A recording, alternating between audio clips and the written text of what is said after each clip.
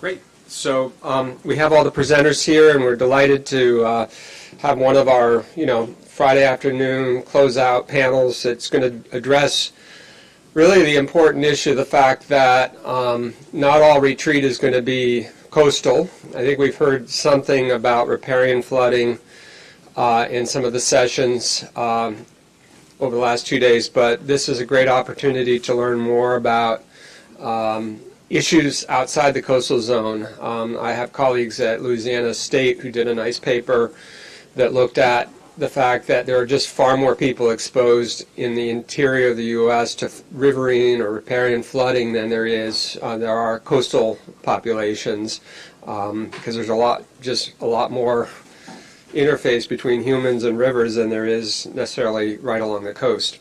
So let's start this off by hearing from Radley Horton on extreme wet bulb temperatures, and we have a great star-studded cast here, so I will not take any more time. And I have to do that. Is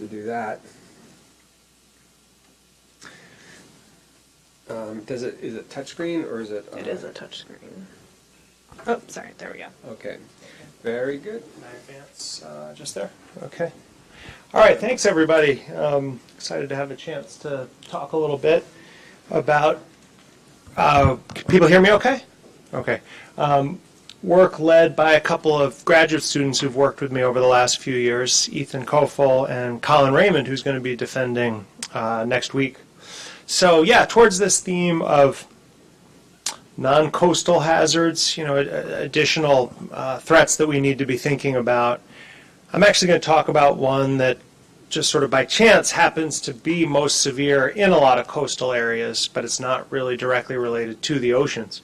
It's this issue of wet bulb temperatures, and basically under the current climate and as we get out into the future, are there combinations of temperature and humidity that maybe will pose fundamental challenges to our ability to basically even survive outdoors in long periods of time in some places, just thermodynamic constraints.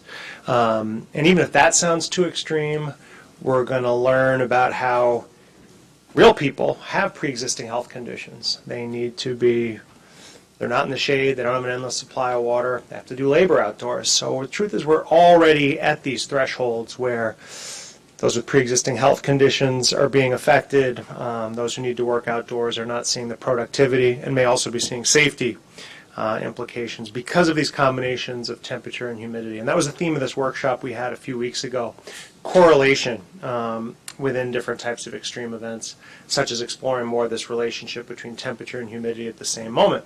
So most of us, when we think of heat stress, probably think of temperature, right? You can call that dry bulb temperature. It's basically the variable of temperature in isolation. There's a lot of reasons why that gets so much attention, right? It's easy to measure by thermometers. It's also something that climate models do really well, and we shouldn't underestimate how much just the simplicity for scientists of extracting a variable from a model, something that we think the models do pretty well. There's a tendency naturally to work with those kind of simple variables. But temperature, of course, does have by itself have very direct impacts on a variety of sectors. So when we think of most infrastructure, most objects, temperature without humidity, may be the better predictor. Certain aspects of crop yields map very closely to the temperature, less so to the humidity.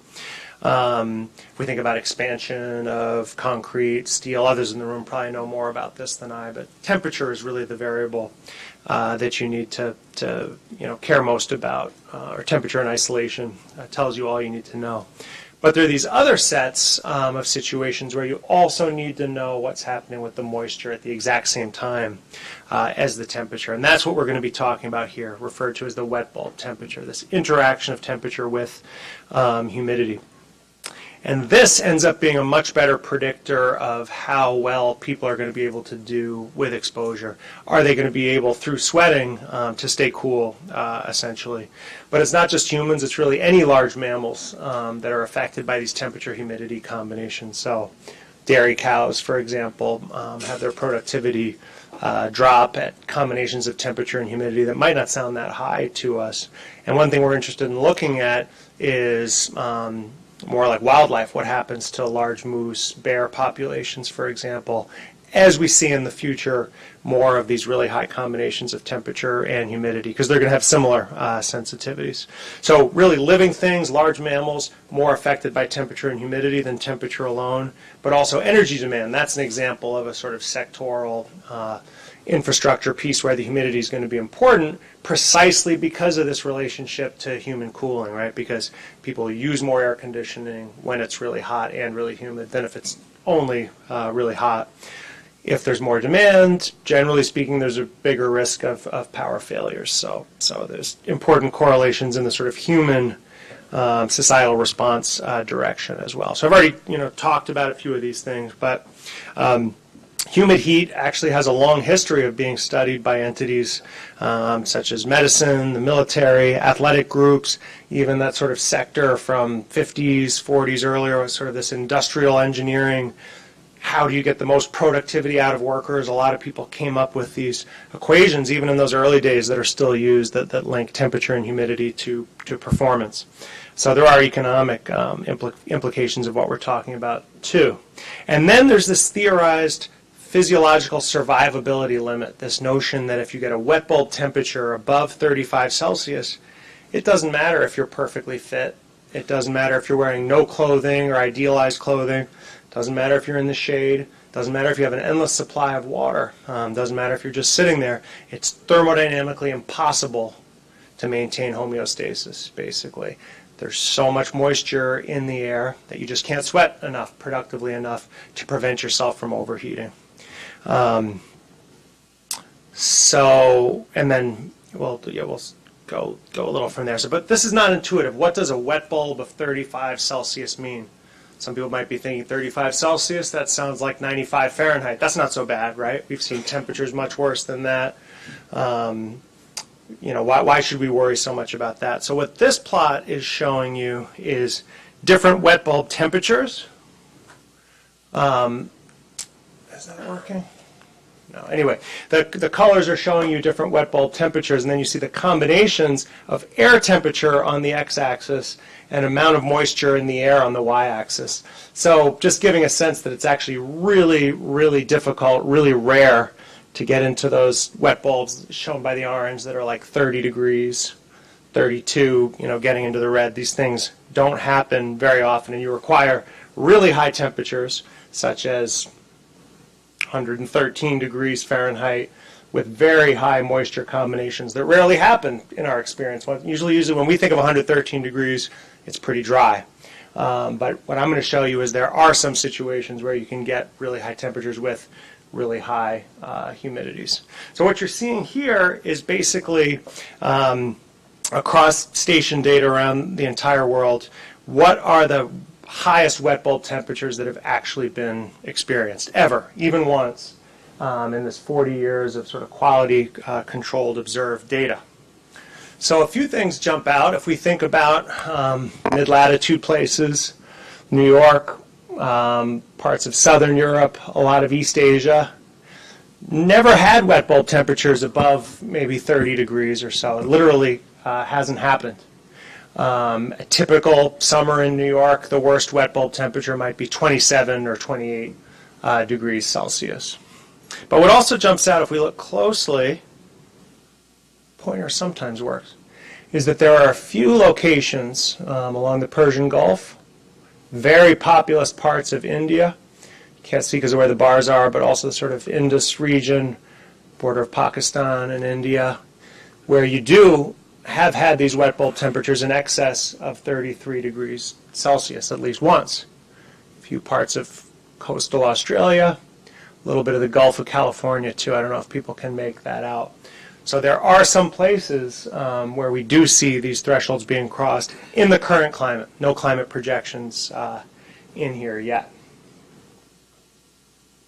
And just a quick little detour to talk a little bit about the patterns of temperature only, and then this wet bulb temperature that combines the temperature and humidity. What you're seeing here is just in the typical year, when do you get what's the date where you tend to get the maximum temperature or the maximum wet bulb. And you can see that in some parts of the country they don't differ a lot, like the Northeast.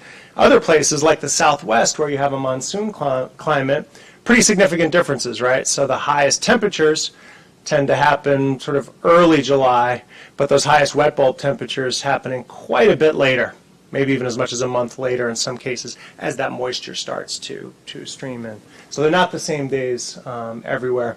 And we've also looked at other places like India, where you get these really high wet bulb extremes. Looking at the relationship, so two things here. Basically, we've split India up into two types of domains. The part where the monsoon starts relatively early, shown on the east, where you sort of expect the monsoon and heavy rain season to be going by early June, and then contrasting that with the drier areas further west, where the monsoon still happens, but the heavy rains might not start until 3 weeks or so later. And what you can also see in these plots is the peak in the number of days per year above a really high wet bulb threshold, specifically 31 Celsius, so that value that we never really experience in New York. But across both of these parts of India, typically more than once per year. These are 5-day bands, I should note. So for each of these 5-day bands, like May 26th to May 20th, you'd actually expect to have at least one day above that 31 Celsius wet bulb. Tends to peak right before the monsoon starts, right? So temperatures are building up.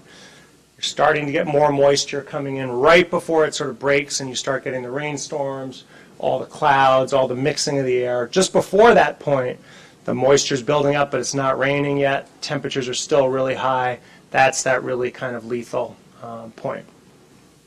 Okay, but switching back now to maybe a little more sort of policy relevant and thinking in the context of retreat, a few other things to highlight that really haven't been documented in the literature yet, which seems kind of incredible to us.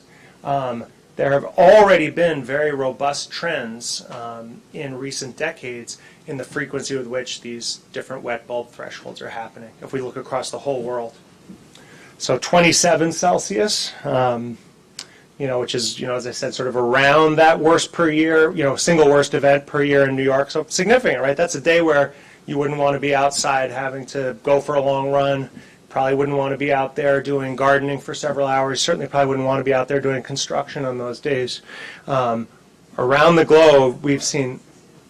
What's that? What's the y-axis? Y-axis is average, so it's a whole bunch of stations is the issue here. So you're seeing the total number of occurrences, but it's not standardized per station.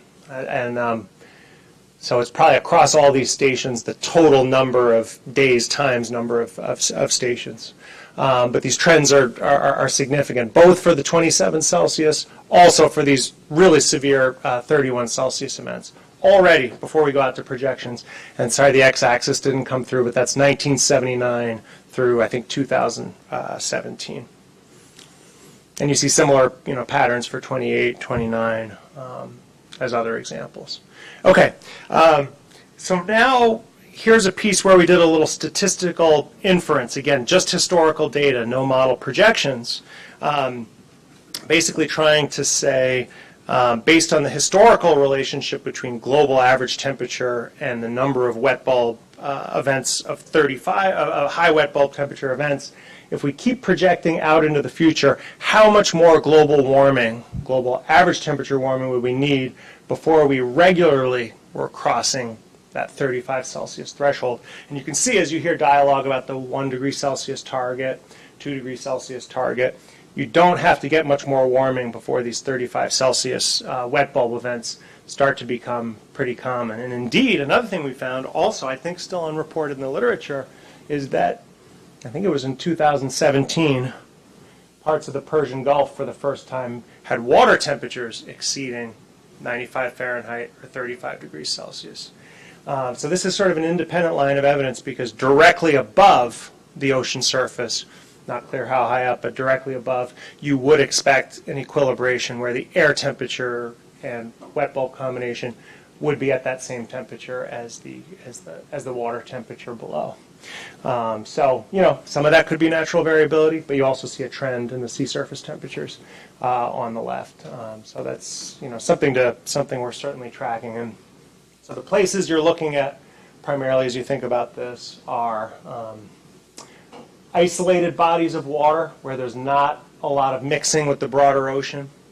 certainly places where the sun's beating down, where there's not a tendency for a lot of clouds, rainfall, evaporation.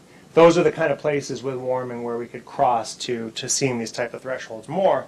And even though we think of these as desert regions, they are desert regions. Even on the coast, there may not be very much rain. But are there these situations where that, right along the coast, where a lot of the big cities are? Actually, Doha has had 8 instances we found of these wet bulbs crossing 35 Celsius. Another big city in United Arab Emirates has had 6 of these events. So right along the coast, some big populations and some instances of this crossing of these thresholds. So another line of evidence, just to sort of quickly shift gears a little bit, is what do we see if we look at climate models? Everything so far that I've shown was observed data and some extrapolation of trends from observed data. Another line of evidence would be to use climate models. Now, climate models have these large grid boxes, so they can't actually simulate extreme wet bulb temperatures like you'd find at the boundary between the coast and the land. But what we can do is look at relative changes in the climate model. So we can say, for each grid box in a model, in the historical period, let the model tell us what that worst wet bulb temperature per year is, right? So we said for New York City with the station data, it's like 28 Celsius. We could look at a climate model and say, for that model, what does it say in the current climate is that sort of worst wet bulb temperature per year? And then as we go to the future, under the RCP 8.5 scenario, how many days per year will you exceed that threshold, right, that we currently think of as the worst per year? And, I mean, take a look. The majority of the days per year in these parts of the tropics where there's not a lot of high tail right now, where the wet bulb temperatures tend to be very constrained, you're basically getting in situations where roughly 6 months out of the year you're experiencing that worst event. And even in the parts of the latitudes, you can see 150 or 100 wet bulb days per year that exceeded that worst per day in the past. These are climate model results. Certainly we can't look at this with any precision, but these order of magnitude changes are absolutely plausible. And then if we think about what this could mean, again, this is just from the climate models. If we combine population scenarios that Alex provided, I should mention I focused on the graduate student. Alex is a co-author on this work as well. We can see the person days. So this is the number of individuals times the number of days that in a given place an individual is exposed to these different wet bulb extremes. 30, which again already is, you can't do normal sort of manual labor. If you have any kind of pre-existing health conditions, elderly, those with respiratory, cardio issues are not going to be able to, students aren't going to be able to learn if they're, if they're in those kind of conditions very well. And these are, so you can see the big uncertainties by the number of people exposed under these population scenarios that are set for different regions. So I think I'm probably out of time. Just to put the conclusions up, maybe as we finish up, we need to think about correlation within extreme events, such as heat and humidity, such as sequences, duration of heat events, and heat humidity events. We've already seen these robust increases in these high wet bulb extremes. This isn't just a projection of the future. And the fact that we see support in the ocean temperatures having already reached those thresholds is an additional line of evidence that areas nearby could experience those high thresholds as well, and there are hundreds of millions of people at risk later this century, both especially to the conditions that would be basically impossible to continue normal outdoor activities and where people with pre-existing health conditions would suffer, but also some people, even in perfect health, under those idealized conditions, would be suffering. Thank you. Yeah, it's worth noting that in the climate migration literature, when you control for other variables that might explain why people are moving, the temperature often, in generally speaking, is more important than precipitation as a driver.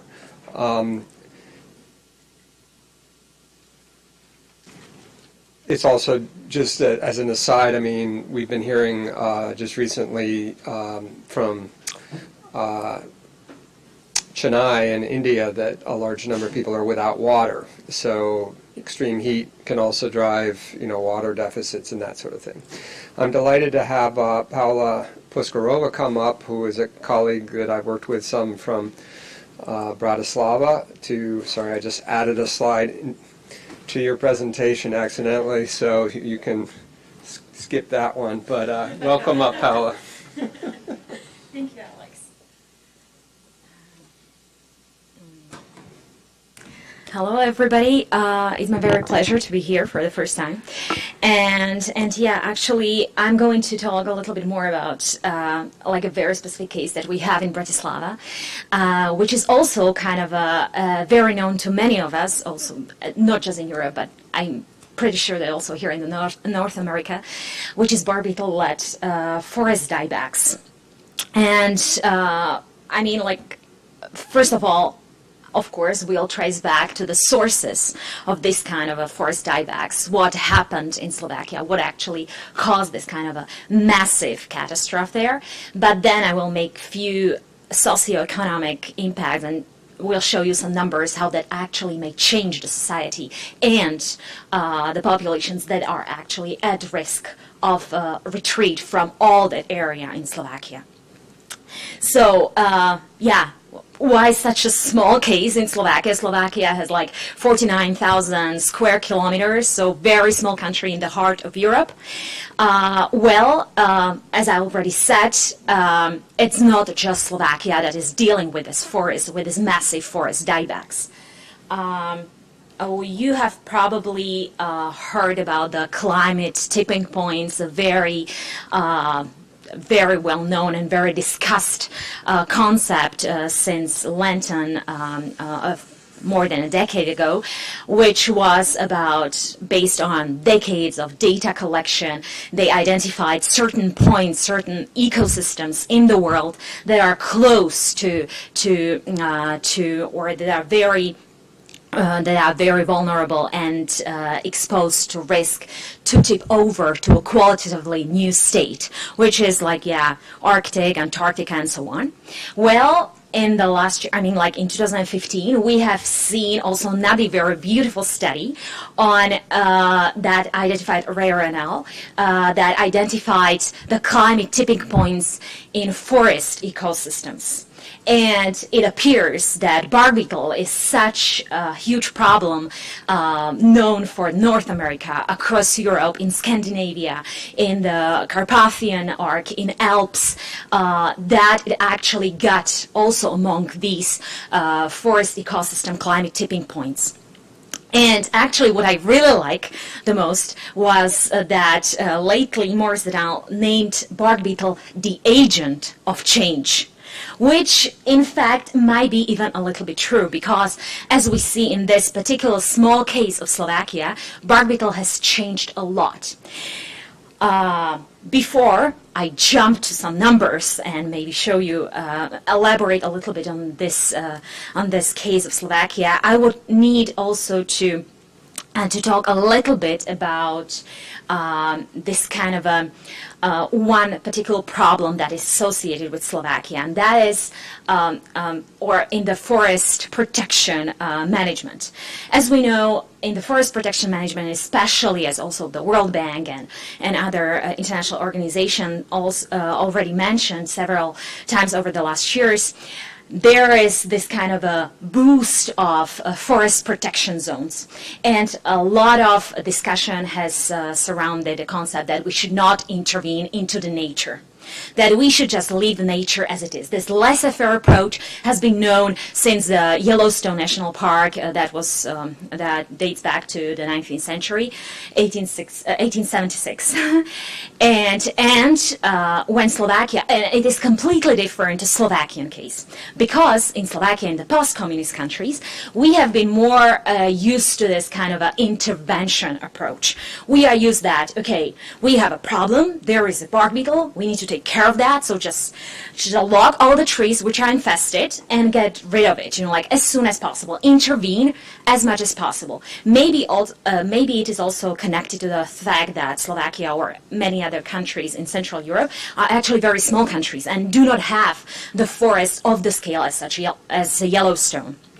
So, but with the entry to the European Union in 2004, at that time, this kind of a non-intervention, laissez-faire approach has become so popular that Slovakia was kind of like internationally and also internally, maybe a little bit, not internally, but maybe, but mostly internationally, forced to apply this non-intervention approach. So we had a new law passed in 2002, right before we entered the European Union, number 543, that actually said, okay, so now we'll completely approach the protection of our forest ecosystems differently.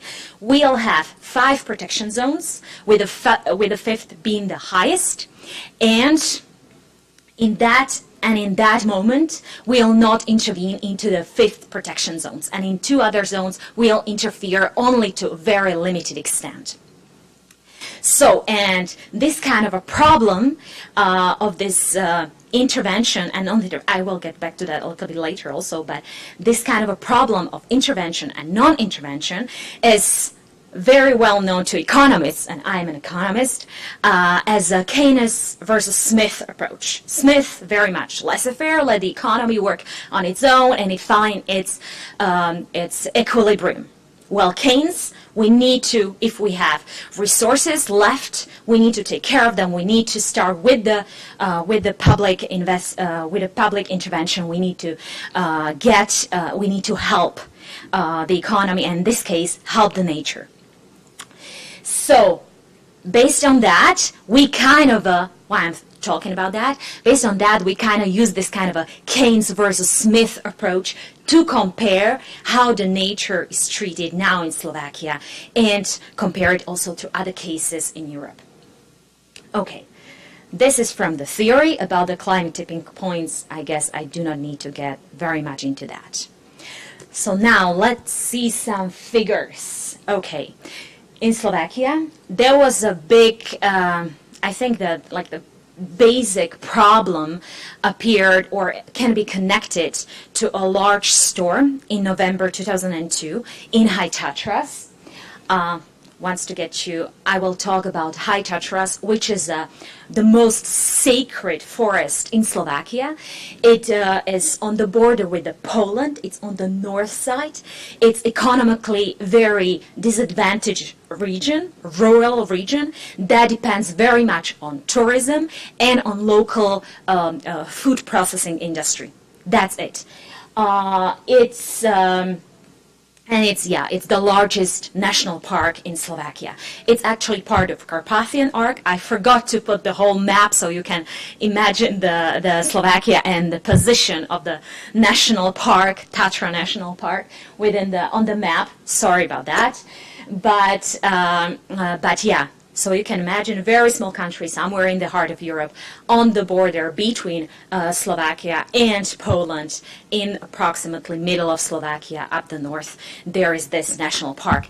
It has approximately 1,000 square kilometers, and the protected area is about 1/3 in the highest protection zone.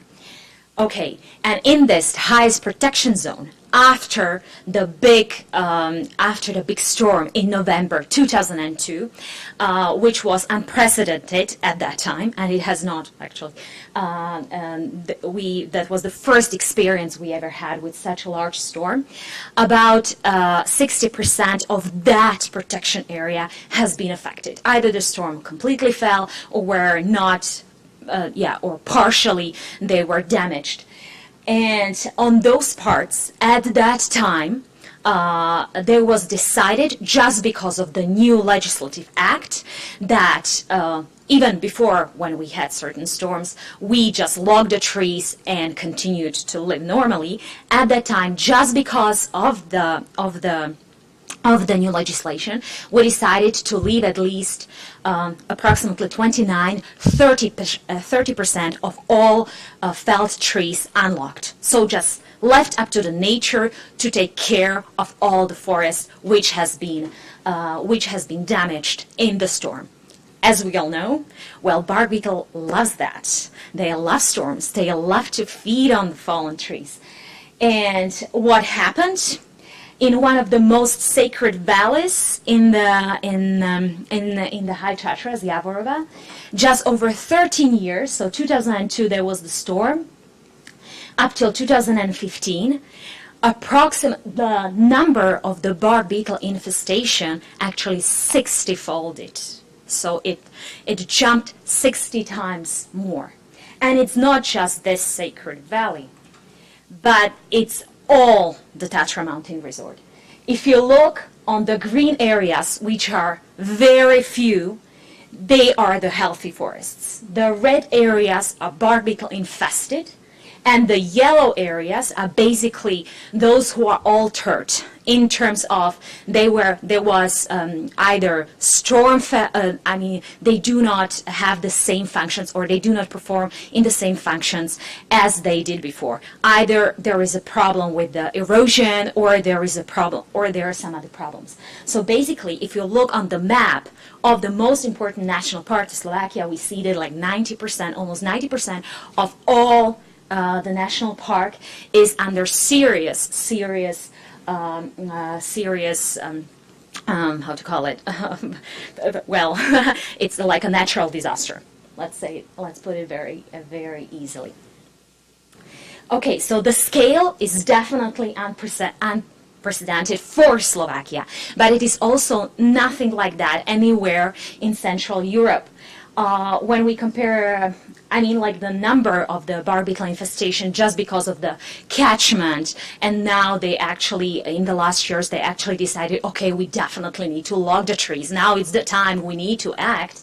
So the number of the trees infested by the bark beetle has fallen down a little bit between 2010 to 2017, but still it's far higher than in the other countries in the region, and also, for example, like Czech Republic or even Bayern, which is Munich area, which is actually experiencing in the past years, if you have seen like Šumava region or the other national parks, it's like completely white, dead trees.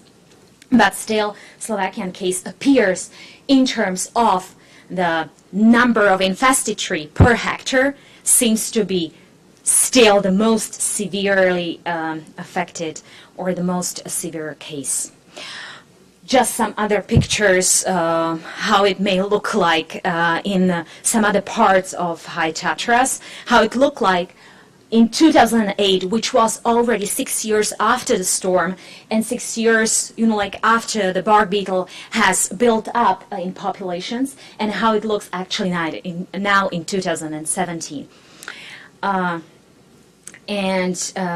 That, of course, creates, if we do not have the trees, if the most of the area gets dry, then of course we do not have just the problem of losing the tree. We are having many other problems. We are having the problem with erosion. We are having the problems with the floods, and not just that. Then the tourists who come to High Tatras, they see that. They of course try to react, or they just decide, okay, I do not want to see that anymore because it's just so sad for me, because I know Tatras a few years ago and it didn't look like that. And so that is what is actually happening right now.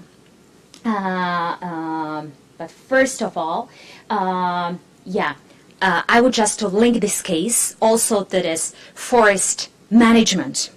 As I already mentioned, the act which passed in 2002 was kind of a big change in the forest management in Slovakia. Before that, we did have a large storm, actually in 1994, which resulted in a very swift intervention. A lot of trees, approximately 95% of the trees that were damaged in the storm were just locked, and they were just taken away. And as we see, and as we will see on some other graph, sorry. And that was it. That was the end of the story. The forest, the national park, survived. But after the act in 2002, basically what we witnessed is this kind of a buildup of bark beetle populations, and especially in non-intervention zone, which is the purple or the pink column. And especially we see these kind of populations build up only after only after or it is very clear that with this new legislation and with this kind of a non-intervention, this kind of a bark beetle really made its way and find its way to feed on the trees. As I mentioned, there's of course a lot of bark beetle catchments. You know, like some year it has been even like 20 million, but still it's not enough. And with the with the temperature increase in Slovakia in the past year, since 1990s, you can see that the graph doesn't show very much, but at least there is the mean average temperature is rising. We cannot expect that it's going to magically change. And in the next years, also our possibilities are kind of limited. What to do with that? There was because of the severity of the issue, there are actually a few of my colleagues also working on the issue. I have written this paper with colleagues. One is from the state enterprise of TANAP, of the Tata National Park, and another one is like bear hunter. He loves to go into the forest and hunting bears. But there are many other colleagues working on the issue. One of them came with a very lovely methodology how to estimate the impacts on the different economic structures, on tax revenues and so on. So we kind of employed that methodology and came up with some numbers, how much it actually affected, how many people were affected by this disaster. Well, if we see the last two lines, we may see that just in the 2 years after the catastrophe, we may see that approximately about 5,000 people lost their jobs. As I mentioned, we are talking about the rural, very disadvantaged, economically disadvantaged region, which is basically depending on this particular forest, on this particular national park. And when you decide to leave the wood there after the storm, you are just not you are just not creating the problems for the future, but also you are losing the opportunities for the people to be employed, to use the wood towards the chain, to push the wood into the chain and actually get some kind of added value out of it. It's just there, lying without a particular economic use. And of course, just because of that, also people are left there unemployed, are left there, idle. Well, this is just the number at that time. These are just some estimates for the time at the moment when High Tatras needed to be also closed down because of the catastrophe. So they needed to be certain repairs and so on. But after, when we calculated using that methodology, the impacts are a little bit lower, also because in the course of the time, people found the jobs somewhere else. They did the training and left also the particular area. Okay, but still the numbers and the severity of the whole case tells us a little bit, at what point managed such a thing. Well, in case of Slovakia, I think it's not just at what point, but at what pace, because many of these things might not have happened if there would be a little bit more due diligence concerning due diligence at the beginning. The storm felled trees was one thing, and of course this intervention approach has its not just economic reasoning but also natural reasoning. But on the other hand, probably in very small in cases like Slovakia or in other, there should be definitely more. There should be definitely a little bit more due diligence, a little bit more thinking about the economic consequences, and maybe learning also from the experience that was there. Hopefully, I have covered all that I wanted, and of course, I'm then happy to answer any questions you might have. Thank you for the attention.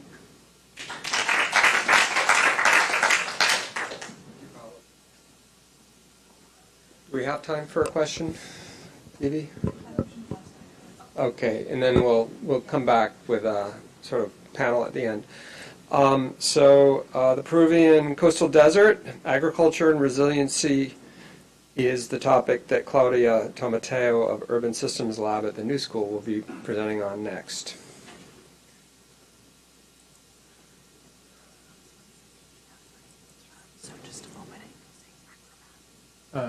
This one? Yeah, so just Yeah, and then we go to view. You want full screen? Okay. It'll look a little skewed. Hello everyone, my name is Claudia Tomateo. I'm an architect and urban designer, so this presentation is going to be through a design perspective. I'm part of the Urban Systems Lab at the New School, and I'm going to present to you my ongoing research called the Peruvian Coastal Desert, Agriculture and Resiliency. So as you all know, Peru is located in South America with a population of 32.5 million people. This is the coastal desert of Peru. It has a total length of 1,555 miles. It covers only 10% of the entire country area, but the population is 50% of the entire country. You can see also some images of the different landscapes that this desert holds. Dating back to the Holocene 15,000 years ago, the infamous El Niño Southern Oscillation is a climatic phenomenon and is attributed to variations in the temperature of ocean surface, bringing heavy rains and floods and historically leading to tragedies of plagues, water, food shortages. But water collected from intense floods makes the land fertile for certain crops to grow, like corn, beans, squash, transforming the desert into a resilient resource. But how does it work? First, by mid-year, the winds change to west to east direction. The equatorial warm currents move from Australia and Indonesia to South America, mixing with the Humboldt current, which is a cold current. In December, both currents, warm and cold, meet, causing water evaporation in the form of clouds with large water capacity. This causes rivers to overflow, landslides, and heavy rain events.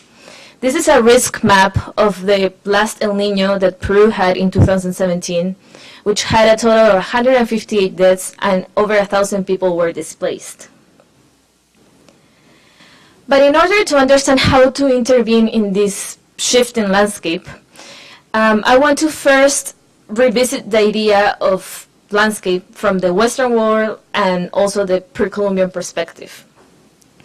So this slide pretty much summarizes the idea of landscape from the Western world, and we can see words such as cultural construction, static view, contemplation, human perception, something that is kept in your memory after you stop looking.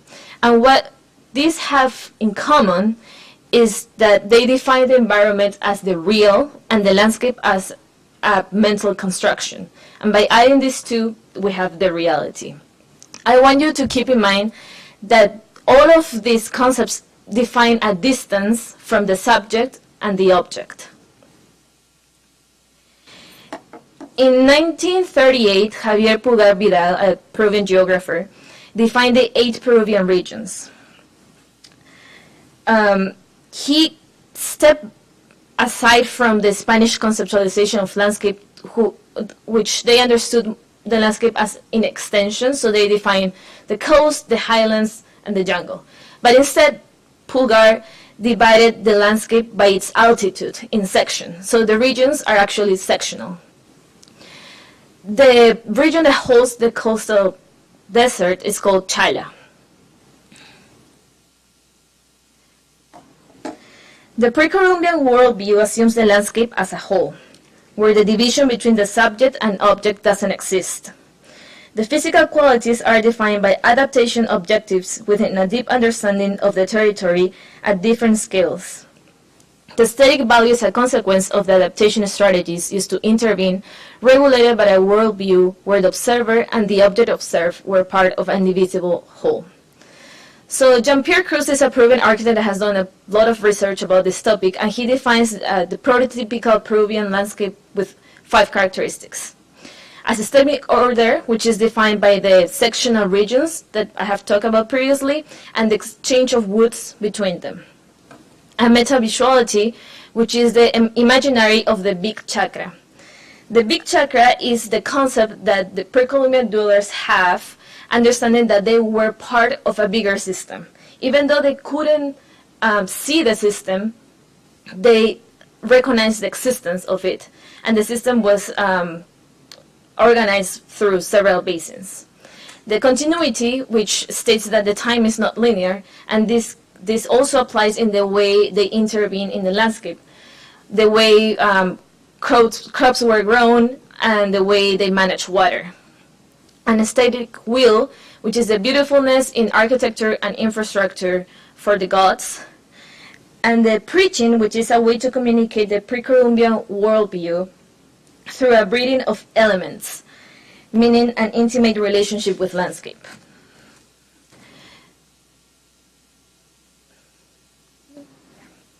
This is a diagram that more or less summarizes the pre-Columbian worldview and landscape in the intersection of nature, gods, and humans, and this is all circumscribed in the idea of Pacha or Ayu, which is a participatory system of the community.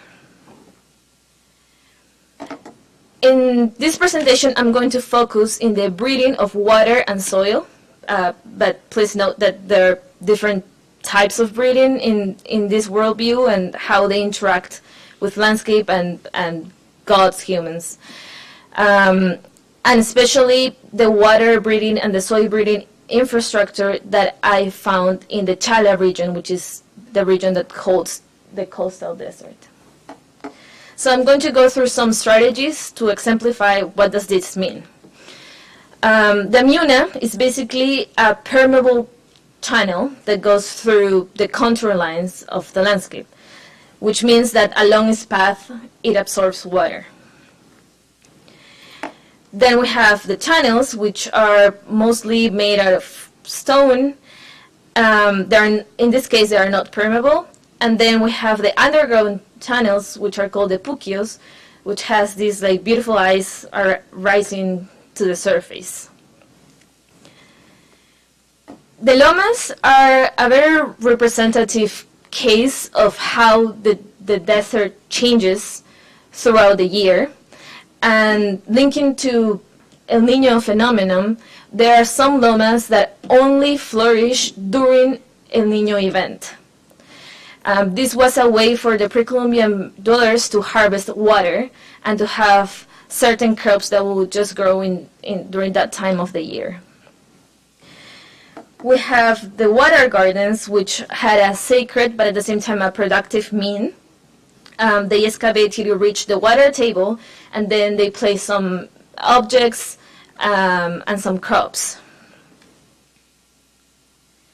And finally, the crop pits, which are an excavation up to close the water table, so the crops can grow from humidity.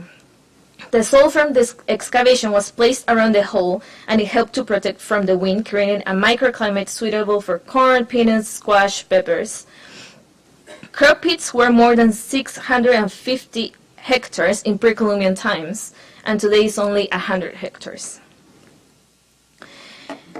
These very geographical features set the base for an incredible range of infrastructural pieces, which during pre-Hispanic times acted as a network together, creating a performative coastal desert, mitigating landslides, managing stormwater, and preventing rivers to overflow. So in order to understand how these pieces of infrastructure of water and soil breeding will be placed in a valley scale, I want to explain to you the evolution of the valley in the coastal desert. So it starts with the archaic valley, which had a resource diversity, but the agriculture was still incipient. There was recollection and exchange and fishing. Later, we have the formative valley, which is the beginning of the agricultural transformation through the creation of irrigation systems in the thinner part of the valley. We have the regional development valley, which is the expansion of the agricultural management to the medium and lower parts of the valley, and we can start to see some hierarchy in the irrigation channels. And we have the late valley, which is the creation of the system and how two valleys, for example, can work together through an inter-valley channel and place the city in the middle of these two. So it's important to think interventions in the context of the valley and to bring back the concept of the big chakra and understand that we have implications at a regional scale. It's also important to understand the potential of the mixing of ancient infrastructure and new technology for a better performance, and to understand landscape as a whole, meaning also the integration with the urban. To conclude, I want to borrow some concepts from Dilip da Cunha regarding the way we represent water bodies in maps and how this affects the way we intervene in water bodies. Line. The line between water and land. Visualization as a fundamental step in the challenge to normative thinking and for the introduction of a new paradigm. The line doesn't exist. The conceptualization of hard edges has produced solutions such as walls, levees, and pumps. Instead, let's go back and define landscape from a pre-Columbian vision, where human, landscape, subject, and object are part of a whole. Gradient, wetness. We need to go away from dualisms such as wet and dry and understand environment from a design perspective as different degrees of wetness. Is the desert really dry? It's less wet and is in constant change, allowing wetness to come and transform the landscape. It makes it productive and performative. There is an ongoing negotiation defined by ephemeral conditions, but the ephemeral shouldn't be portrayed as the exception or the temporary, but as an opportunity to inhabit the moment. The ground of time as opposed to the ground of space. To think activities and infrastructure in the ground of time, to mix with new and ancient technology, to introduce the gradient of wetness as a transformative driver, as part of the landscape, as part of the whole. Also as an opportunity to experience infrastructure at a different level, with multiple and flexible uses, to be a driver for better and more just cities. And I want to finish with this quote, if I can change the slide. Wetness is everywhere. Why do we see water somewhere? Thank you.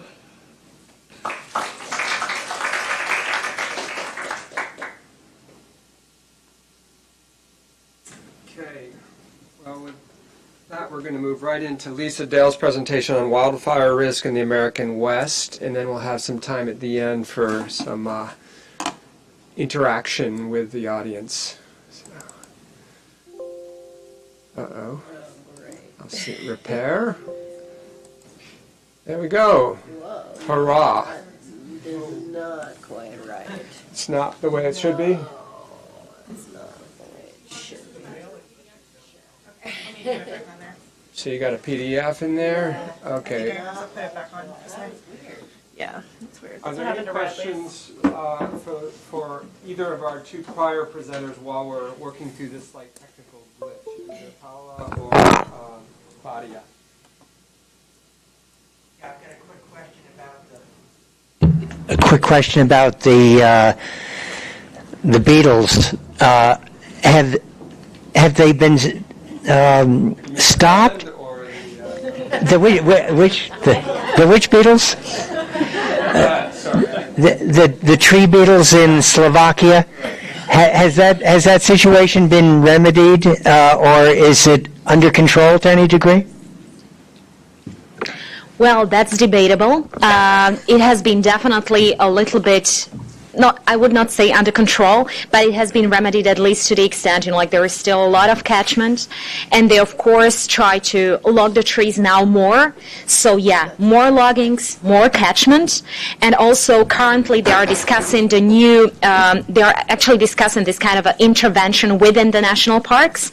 They are preparing new legislation that would redefine the borders, the demarcation of the borders of certain protection zones, and they are discussing if really intervention is the best approach for Slovakia. Probably they would allow only smaller areas to be under complete intervention, and they would allow more areas to be under more intervention, or like in certain cases in emergencies, because also that's the problem, that Slovakia doesn't have like this serious emergency plans for this kind of events. Thank you. Hi there, good afternoon. This panel is, I think, a bit of everything that's not related to coastal issues, so we're all over the place, so thanks for bearing with us.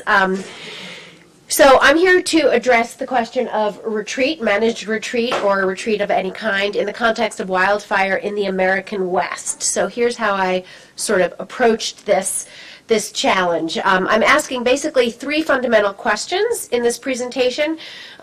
We know that wildfires are increasing across the American West in particular, certainly globally, but my focus is on the West.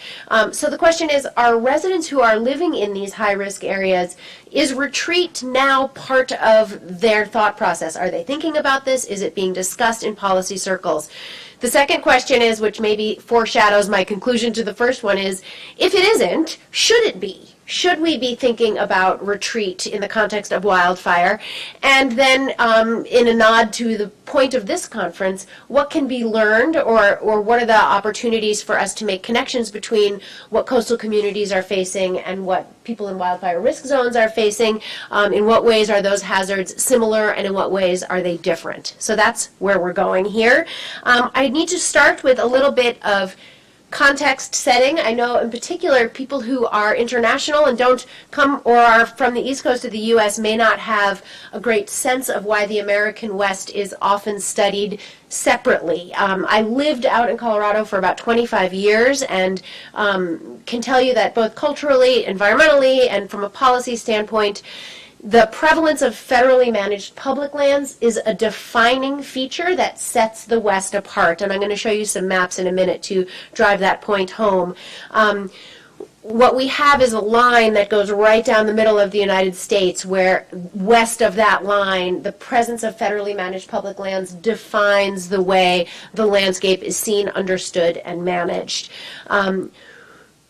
So in the West, we have a prevalence of public land. We have a long-standing, since the beginning of settlement, policy to suppress fires. Even though we have since learned about the ecological value and necessity of wildfire for ecosystems, we continue to suppress wildfire now because of properties and human lives at risk in the path of fire. It used to be we would suppress fires to preserve the timber. Now we continue to suppress fires to preserve lives and property. We have also the advent of climate change, which is changing the intensity, the seasonality, and the location of these fires. The result of all this is rising costs. So that's just sort of setting the stage a little for this question. So this is what public lands look like in the West. I teach a class here at Columbia on public lands in the American West, and I always open the class with this slide, but I make invisible the key, and I ask students, what do you think this is a map of? And mostly they don't know. They have no idea what could possibly account for so much land cover in the West. That is public land. That is federally managed public land. It is predominantly the Bureau of Land Management and the Forest Service.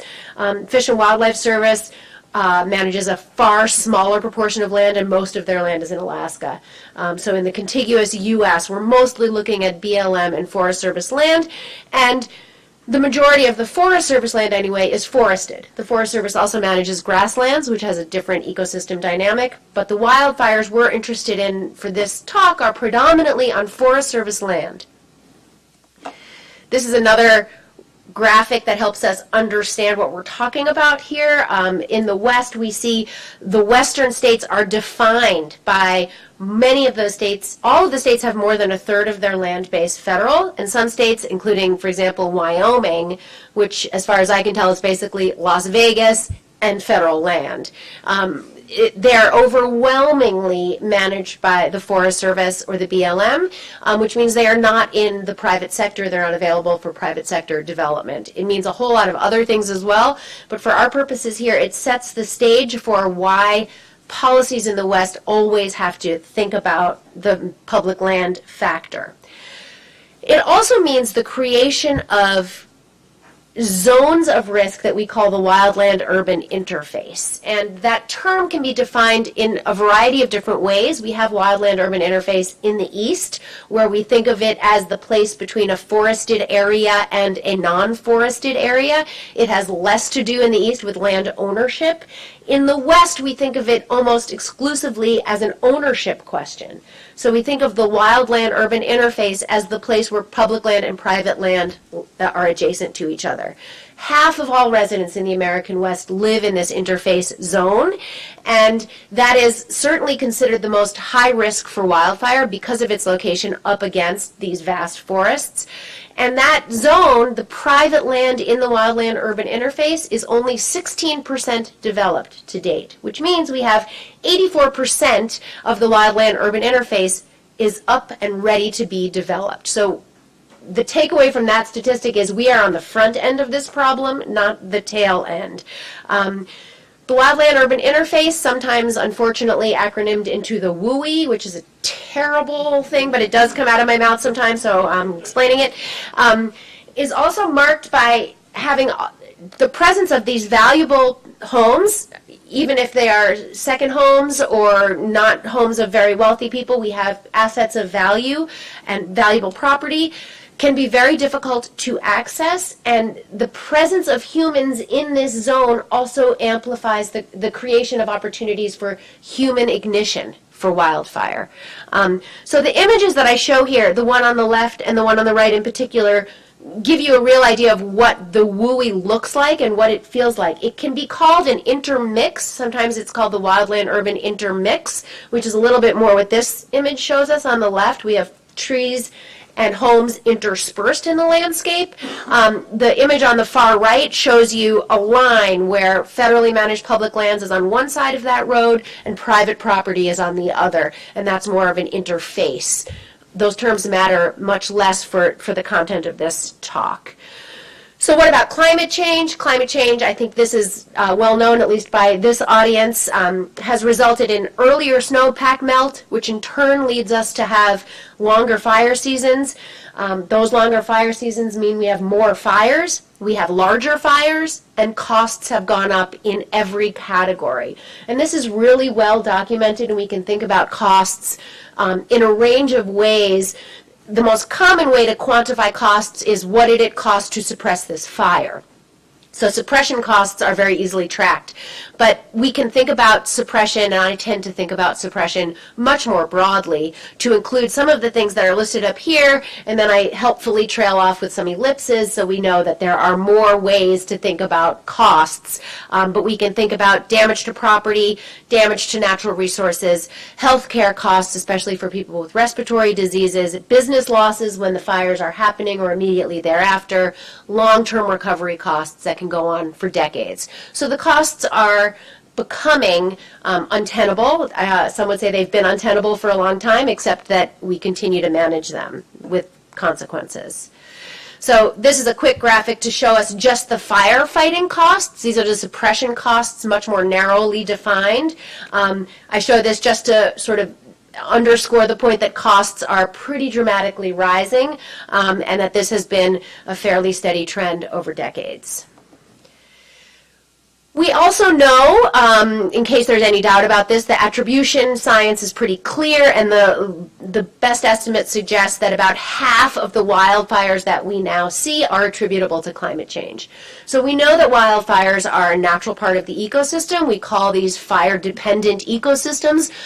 So millennia ago, fire was still part of the system, but climate change is amplifying the the number of fires, the intensity of those fires, where they are located, and therefore how difficult it is to manage them. So how do we handle these wildfires from a policy perspective?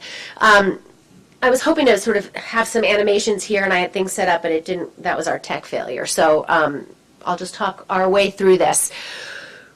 When we think about risk reduction, and that's the language that is used in wildfire management, is risk reduction. Okay, we don't talk about wildfire prevention for some of the reasons I've already suggested, which is that wildfire is a natural part of the system. It's different from floods that way. We think about flood prevention. We don't think about wildfire prevention. Instead, we talk about risk reduction, how to reduce risks from fires that will occur no matter what. And we approach risk reduction primarily through these tools. The first category I call fuels reduction. This is just eliminating flammable material on both public land and private land. This is done in a variety of ways. The most common tool is mechanical treatments. This can be clear cutting. If you pave an area of forest, it's fireproofed, right? So we can clear cut the fuels away and get rid of fire risk. More often, we thin the forest, we thin the fuels, and that activity is very expensive and increasingly expensive in areas that are hard to get to, very complicated when we're dealing with ownership boundaries and some of the challenges there. We also use prescribed fire to reduce risk and to reduce fuels. This is a less expensive option, but also has problems with widespread application having to do with risk of escape and public concerns around that tool. Those are the two main tools that are used to reduce fuels, and primarily on public lands. So this is what federal land managers are using to reduce the fuels on the forests that they manage. Homeowners who have large plots may also use some of these tools, but homes in particular and homeowners are encouraged to create what's called defensible space around their home. And this is an example. The graphic I'm showing here, the image, is the type of material that homeowners are now routinely given and exposed to if they live in high-risk zones, and they're encouraged to do things like move your wood pile away from the side of the house and thin the trees, behind your home, and don't use flammable materials to build your roof, etc., etc. Homeowners are also encouraged to pay attention to emergency response that may be needed if they find themselves in a fire situation. So attention to ingress and egress, ways in and ways out of the property, is increasingly part of this defensible space approach. Fundamentally, reducing risk in wildfire is a collective action problem, and I want to talk about that a little bit because it's a complicated twerk in the way we can think about what works for wildfire. We can go door to door, and I've done this, I did it for years in Colorado, going door to door and handing out materials and beseeching homeowners to take these actions on their properties. But the fact is, if one homeowner undertakes aggressive defensible space risk reduction activities, and the neighbors on either side do not do that, their risk is their actions can be undermined. So it's in a sense requires the neighborhood to come together, the community to come together to reduce the risk for everybody. If your neighbors do not do defensible space work around their property and you do, still there's enough fuel on the landscape to create a crown fire that will likely overwhelm whatever work you did. So we have this collective action problem. And that's why most of the efforts to reduce risk are targeted at communities. So you see a lot of effort in policy settings and on the ground to bring communities together, for the communities must come together in order to effectively reduce risk. This is a really challenging piece of the wildfire problem. It asks us to reduce fuels at a landscape scale. Communities are encouraged to create what are called community wildfire protection plans. They have to be developed by communities, and they're incentivized through a range of other policy measures. There's a lot of research into the power of building citizen networks and promoting social learning. A lot of work that shows as there's some sort of critical mass factor, as more people in the neighborhood start to do defensible space, they can get the outliers to participate as well. Local governments are key to this story. in their land use planning and zoning and building code authorities. There's also a lot of work happening to create markets for forest products across a lot of the West. The timber market has really gone belly up, and the absence of local mills and the absence of local markets for timber makes the economics of risk reduction especially difficult. Instead of a timber company paying the federal government to come in and extract timber, the federal government is paying a contractor to clear brush. So it takes the economics and turns them upside down. So efforts to incentivize market development and forest product development is also part of this community-focused effort. A lot of attention is given to risk mapping, and I want to talk about it briefly here, Oh, 1 minute. Okay, I'm going to quickly. I want to talk about some of the shortcomings, I think, of risk mapping. This is an example of a risk map that was done in Colorado. If the wildfire risk is everywhere, it becomes less worthwhile to know this information. We have limited parcel level data, so if you are just moving into the wildland urban interface and buy a home in a risky area, it's very difficult for you to find out what risk profile your particular home has. You can look at a state level risk map like this and draw some conclusions, but it's very tricky. We have uneven disclosure requirements across the West, so some people get no information about this at all. And as we know, risk is not binary. It's not yes, you're at risk or no, you're not at risk. It's a really complicated range of nuance, how risky you are, under what circumstances, and what can be done about it.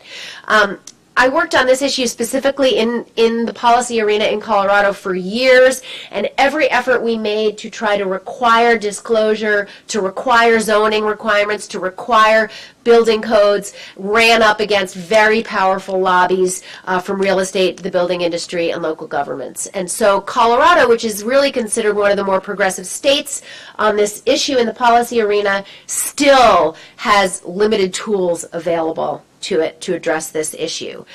So when we talk about wildfire risk, we talk about the language we hear is fire-adapted ecosystems, and we hear fire-adapted communities. So you can see some of the logos that I show here.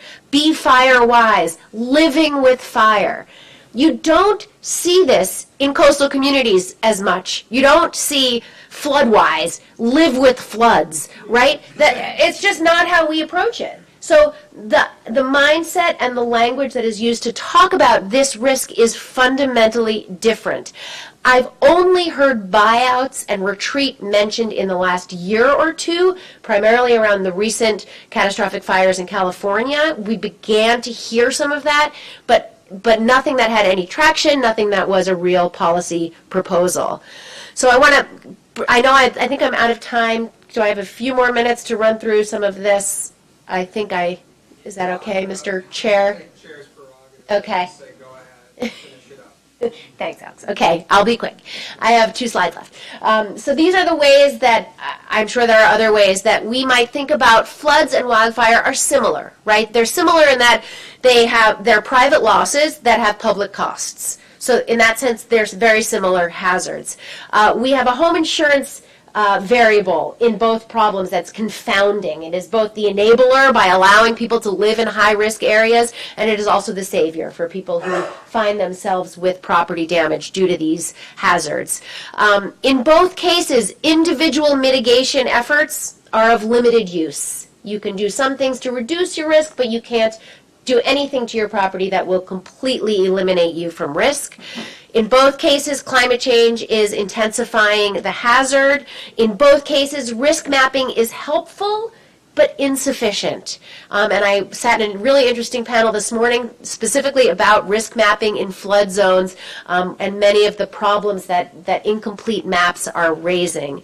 And in both cases, and I put a question mark after this, cultural attitudes about retreat continue to make the practice feel like a failure to many people who are in those situations. It feels like quitting, it feels like giving up, and I hear that loud and clear across the West.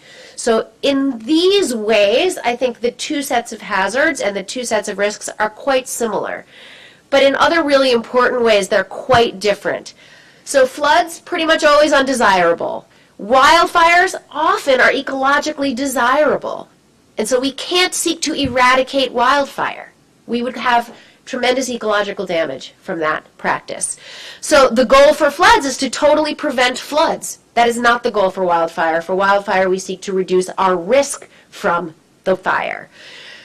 Floods are recurrent, and so part of the problem that flood managers are dealing with is homes that are flood every year or flood on a cycle every 5 years, and somehow they keep getting reinsured, and somehow people keep coming back.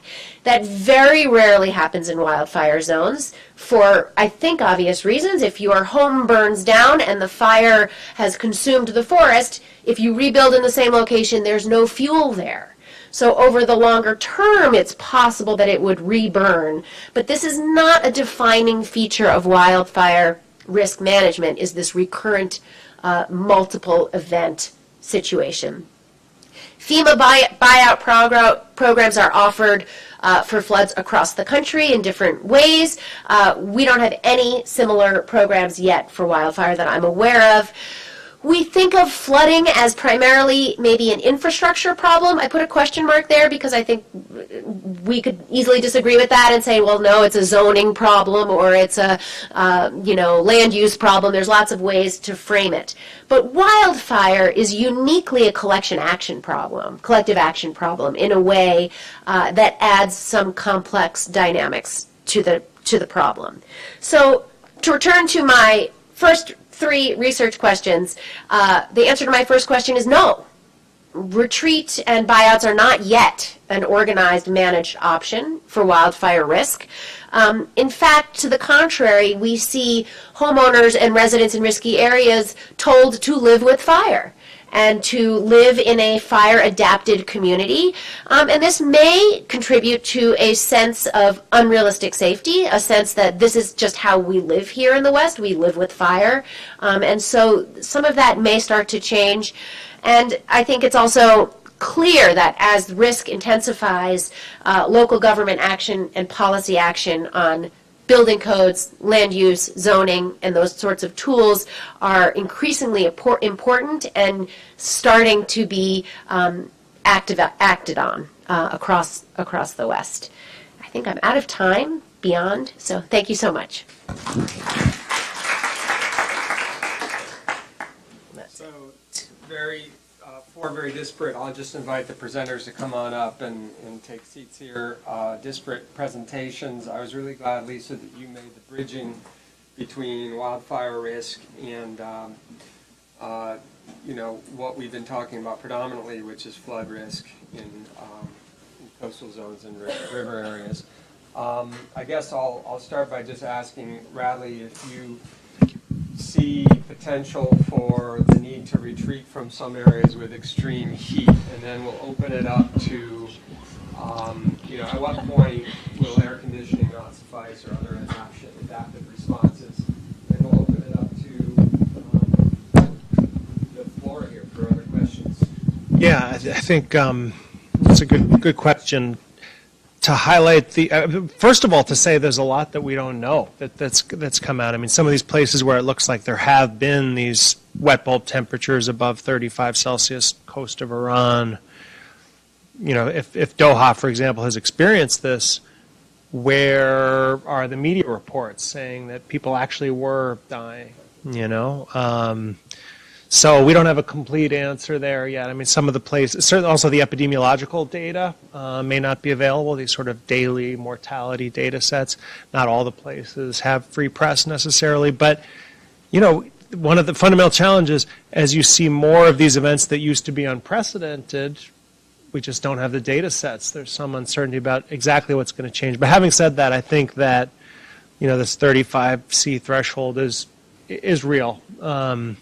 And as you see longer periods of time, the risk of the air conditioning going out becomes, it's probably an underappreciated risk that is real, as my gut feeling. And I think, the other piece that we didn't get into, I think in some ways, I really like how, Lisa, how you mentioned this, the sort of indirect effects. People map locally and then sort of have a tendency to assume that they're safe if their little, risk locally shows up as not bad.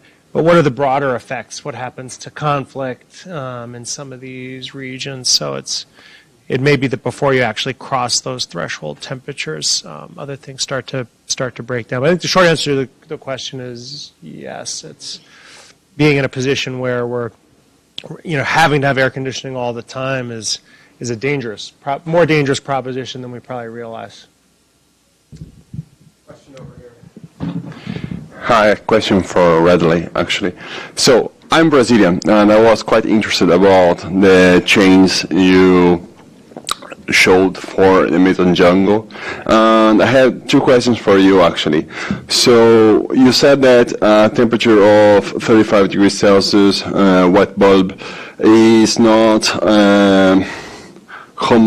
human or any animal actually bearable. So I want to know what's the threshold, what's the amount of time that a person or an animal can live with that. And second, you stated, related to that, you said a certain amount of days per year. So is that consecutive days or is that isolated days? Because it's probably related to the threshold question. And the other thing is that, do you know if the stations that were calculating that were urban stations, do you know if that wet temperature is replicable for forest areas, because perhaps under trees you have shadow and perhaps you don't have this feeling? Yeah. Question. So a lot of great questions there. So I think you were referring to maybe like my next to last figure that showed how you could have over 100 degrees days per year, the sort of red color. That's totally model results. And some of those climate models, may have said that the worst day per year across the Amazon is 27 degrees Celsius. So we're just saying that's happening much more often. Probably the humid rainforests aren't ever going to get to 35 Celsius. It's based on what we know now, it's probably impossible. It's going to be these areas that are next to a body of water that can get incredibly warm, where nevertheless, even though you have that really warm water, it's not inducing a lot of these thunderstorms that are giving you clouds, mixing the atmosphere. So probably the risk, and there's also very little station data, as you know, in a lot of those parts of the Amazon. So clearly, the risks are real. You do get wet bulbs higher than in, say, New York City. You get 30, 31.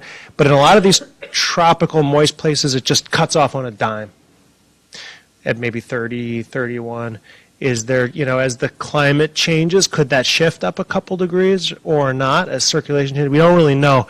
But those probably don't become the risks of 35 Celsius, I think it's fair to say. It's actually some of these subtropical places, between 20 and 40 degrees north or south of the equator, with these bodies of water that can really heat up, they're probably the biggest risk in general.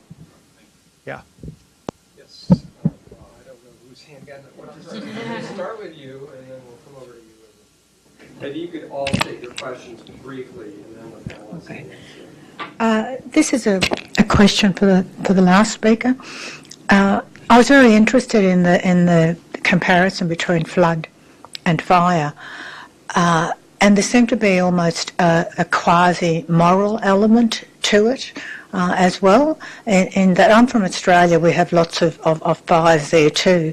And people who experience floods are in a sense treated quite differently to people who experience fires. It's almost like there's an individual choice element here that you don't choose to live in a flood zone, even though people actually do. But if you live in a fire zone, it's almost like as if that's your fault. And this kind of impacts has legal impacts too, in terms of insurance and all those sorts of things, and also in terms of how the sort of support that governments give you as well. For example, in an area that I live in as well, which has experienced severe floods, one of the compensation schemes that has been introduced is to pay all those houses that went under, pay all the owners a certain amount of money, quite a lot, almost $100,000 each, to actually raise their houses. You just don't hear of that kind of thing about people who live in kind of fire risk areas. So just interested in that kind of quasi-moral element.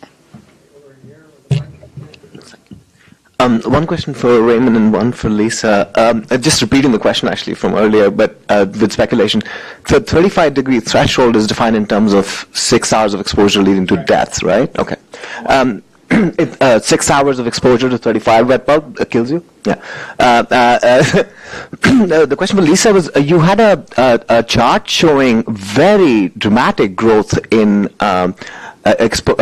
number of fires not caused by global warming. What is that about? Can you tell us a little bit about that? Should I answer that now, or are we? Let's just go to the last question, and then you can write them down. Well, I don't mean to pile another question onto Lisa. It actually it was brought up by something that you mentioned, but I hope it's relevant to everyone in a question of binary options and the issue of nuance. You mentioned that looking at a map of fire risk or no fire risk doesn't really help if everything is risk. An example of a non-binary map of fire risk, I believe, is LA County, which I'm generalizing, but order of magnitude, 90% of the county is very high risk, and then the remaining 10% is either high or medium. I'm not sure that kind of nuance is helpful.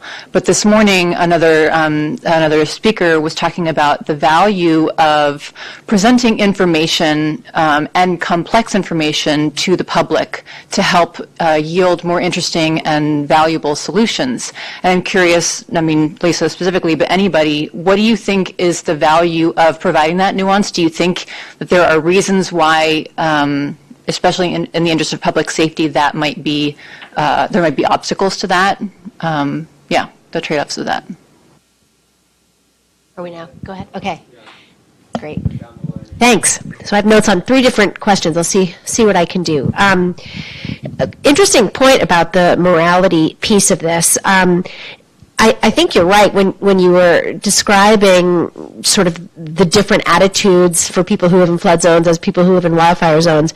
When we worked on wildfire in the West, we talked a lot about personal responsibility. And there is a moral overlay to that, right? It sounds like you've put yourself in this risky situation. Now it is up to you to manage it. And I don't think we talk the same way to coastal communities. So I think you're right. That is a little bit, and that may be a reflection of the way we understand the nature of those 2 different hazards, right? So when you choose to move into a wildfire zone, it's a wildfire zone before you got there, right? Well, if you choose to move into a flood zone, if there's no human there, we don't think of flooding is understood differently. So that's an interesting piece of it. Yes, I agree. Question over here about why would wildfires be increasing in the absence of climate change? And I don't know exactly I can look back at the data that made that chart. It's not my chart. I borrowed it. But usually wildfire is divided into categories, and usually the wildfires we're tracking are what are called unwanted wildfires. So 95% of wildfires are suppressed successfully and kept very small. And we never hear about those. So it's the large catastrophic wildfires that we do hear about. And those clearly are increasing even without climate change because of the growth and the development in the wildland-urban interface. So fires that might otherwise have been able to be managed or kept in a smaller, more manageable size now become a critical issue of life and safety. We also have the effects of having suppressed wildfire for 100 years. We have created extremely flammable forests. So it's, the irony of suppression policy is that we lock ourselves into eternal suppression because we create forests that are much more flammable than they might otherwise be. And that's completely independent of climate change. That's just forest management practices. So that's my first guess on that. And then this question was also really helpful. You asked about whether, telling somebody you're in a high-risk zone or you're in a moderate-risk zone is a valuable piece of information. I think disclosure overall is very important, and that's primarily because I know across a lot of the West, you can move into the state and move into a high-risk fire zone, and in many places, nobody would tell you. And it's not obvious in a way that I think moving to a coastline would sort of present an obvious danger. So I think disclosure matters a lot. I'm a bit of a skeptic, though, about how much that disclosure ultimately results in game-changing behaviors. I think it's a difference of inches, not solutions. So I don't know. if I was a homeowner and someone said you're in a high risk or a moderate risk, how that might change.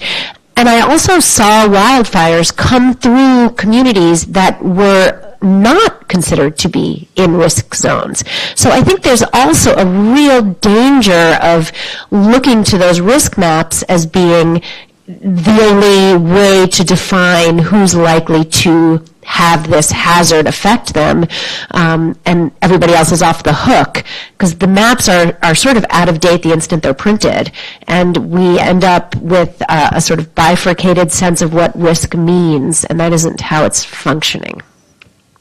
I think there were questions for others. Any questions? I could ask one to each. Anyone else have any questions? I have one. I'll ask one. Anybody? I might have one question for Claudia. Okay, the Peruvian analysis. Sorry, I forgot your name. Claudia. Claudia. Yeah. So it was a very interesting presentation. I really appreciate how you brought all the pre-Columbian knowledge of Peruvian culture. Just wanted to know.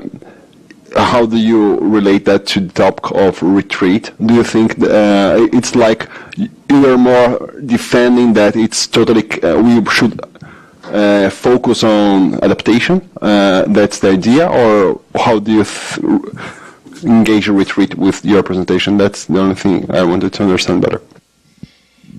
Yeah, so from a design perspective, I think, I don't know if this is going to be a crazy idea, but I think we should embrace that cities are going to flood. So what we can do with this, and I found very interesting your observation about wildfires, and okay, we need to live with this. Why we don't change the paradigm and say, okay, we need to live with flood. What we can do, how the system should work is not only about putting a wall in front of your house, it's part of a system. And I brought these examples of like ancient infrastructure to exemplify that it has been done before. People have lived with flood. They rechannel these floodings to actually use them for agriculture, and it was actually something productive. So it's just to bring the idea to the table, and addressing the last question also about how you visualize this risk. And currently has been done with hard lines. I don't know exactly which is the answer, but I do believe there should be a gradient. And going back to the case of the wildfires, what if, so imagine you have a hard line and you are in this zone and then your neighbor is in the other zone. What if you blurry these lines more, and maybe that can create more sense of community? It's not like, oh, my neighbor is in this other zone, so it's not my responsibility to take care of this issue. I don't know, just to bring these ideas to the table. Well, I think we're out of time, but thank you to the panelists one more time.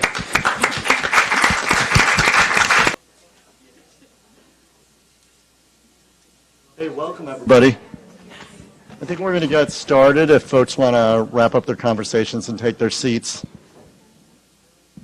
My name is Rob Pirani. I'm the director of the New York, New Jersey Harbor and Estuary Program, and welcome to the final panel of a couple of day conference. I know I've learned a lot, and really hope you enjoyed your time here too. And thanks for sticking with us till the very end. We are, HEP is a collaboration that was set up by the regional administrator of EPA and the two governors of New York and New Jersey to bring together folks around New York and New Jersey Harbor on a variety of water quality, habitat, and public access issues. And we do that work through our host agency at the Hudson River Foundation and with a number of partners, many of which are in the room here today. We're really pleased that we've been joined by a couple of those folks to talk about wetland migration.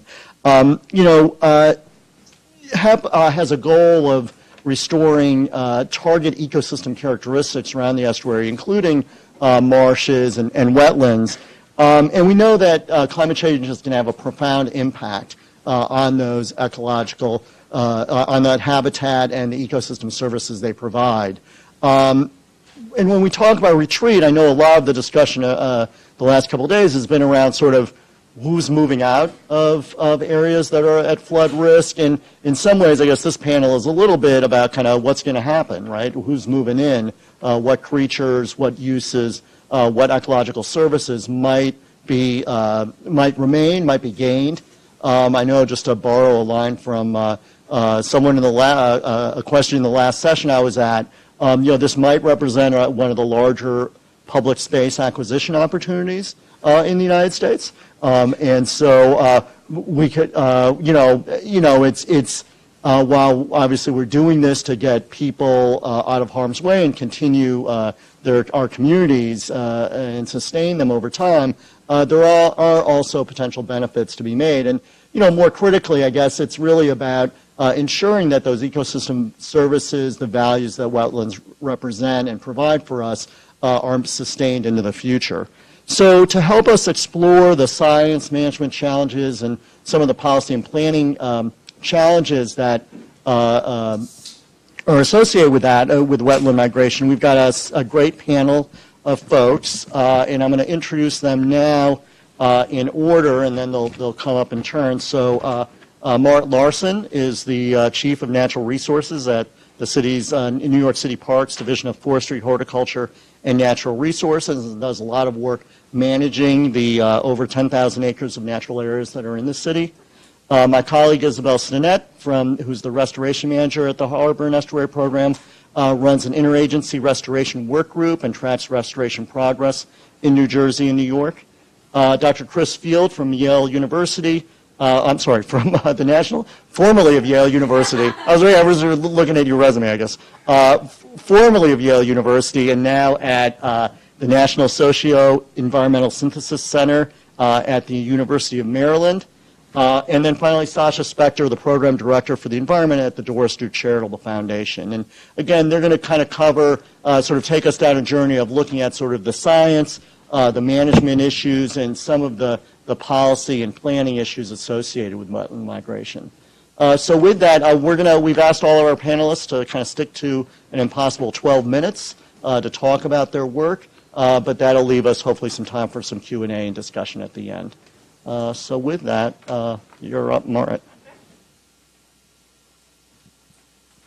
Thank you. All right. Thanks again for having me. This has been a fascinating couple of days. And I'll just set the stage again for my perspective on this topic. I'm a land manager for a municipality, New York City, and that's sort of the perspective I bring is how we're protecting the resources. As Rob said, we at New York City Parks have about 12,000 acres of natural area, including forests, streams, grassland, wetlands, and that's our mandate is to protect those and manage those resources. So I'll kind of start again giving us the context of what our perspective is. The coastal wetland the ecosystem services, the critical infrastructure they provide, that's what our focus is on. You've heard it already, but just to reiterate, we're looking at those values for our water quality, for resiliency, for storm protection, for, especially in New York, the access to open space and aesthetics. Again, for New Yorkers in particular, is important the recreational opportunities. These are areas where we have nursery habitat for both recreational and commercial fisheries, and then the habitat and biodiversity that these systems provide. So salt marshes in particular are extremely productive systems, and even in New York City, which might not be the place you think of for salt marshes, we've got species that are directly threatened by sea level rise and that are likely to be extricated in the next decades because they depend entirely on the intertidal marsh environment for their rearing and breeding. So again, a little bit more that context of New York, not the place you always think of when you think of wetland systems, but across the entire city, we've got about 100 acres of stream miles, 1,400 acres of freshwater wetland, and our largest wetland resource are our salt marshes. The 4,000 acres that we have represent less than 15% of what historically lined the city's shorelines, and partly for that reason, these are really important critical systems for us.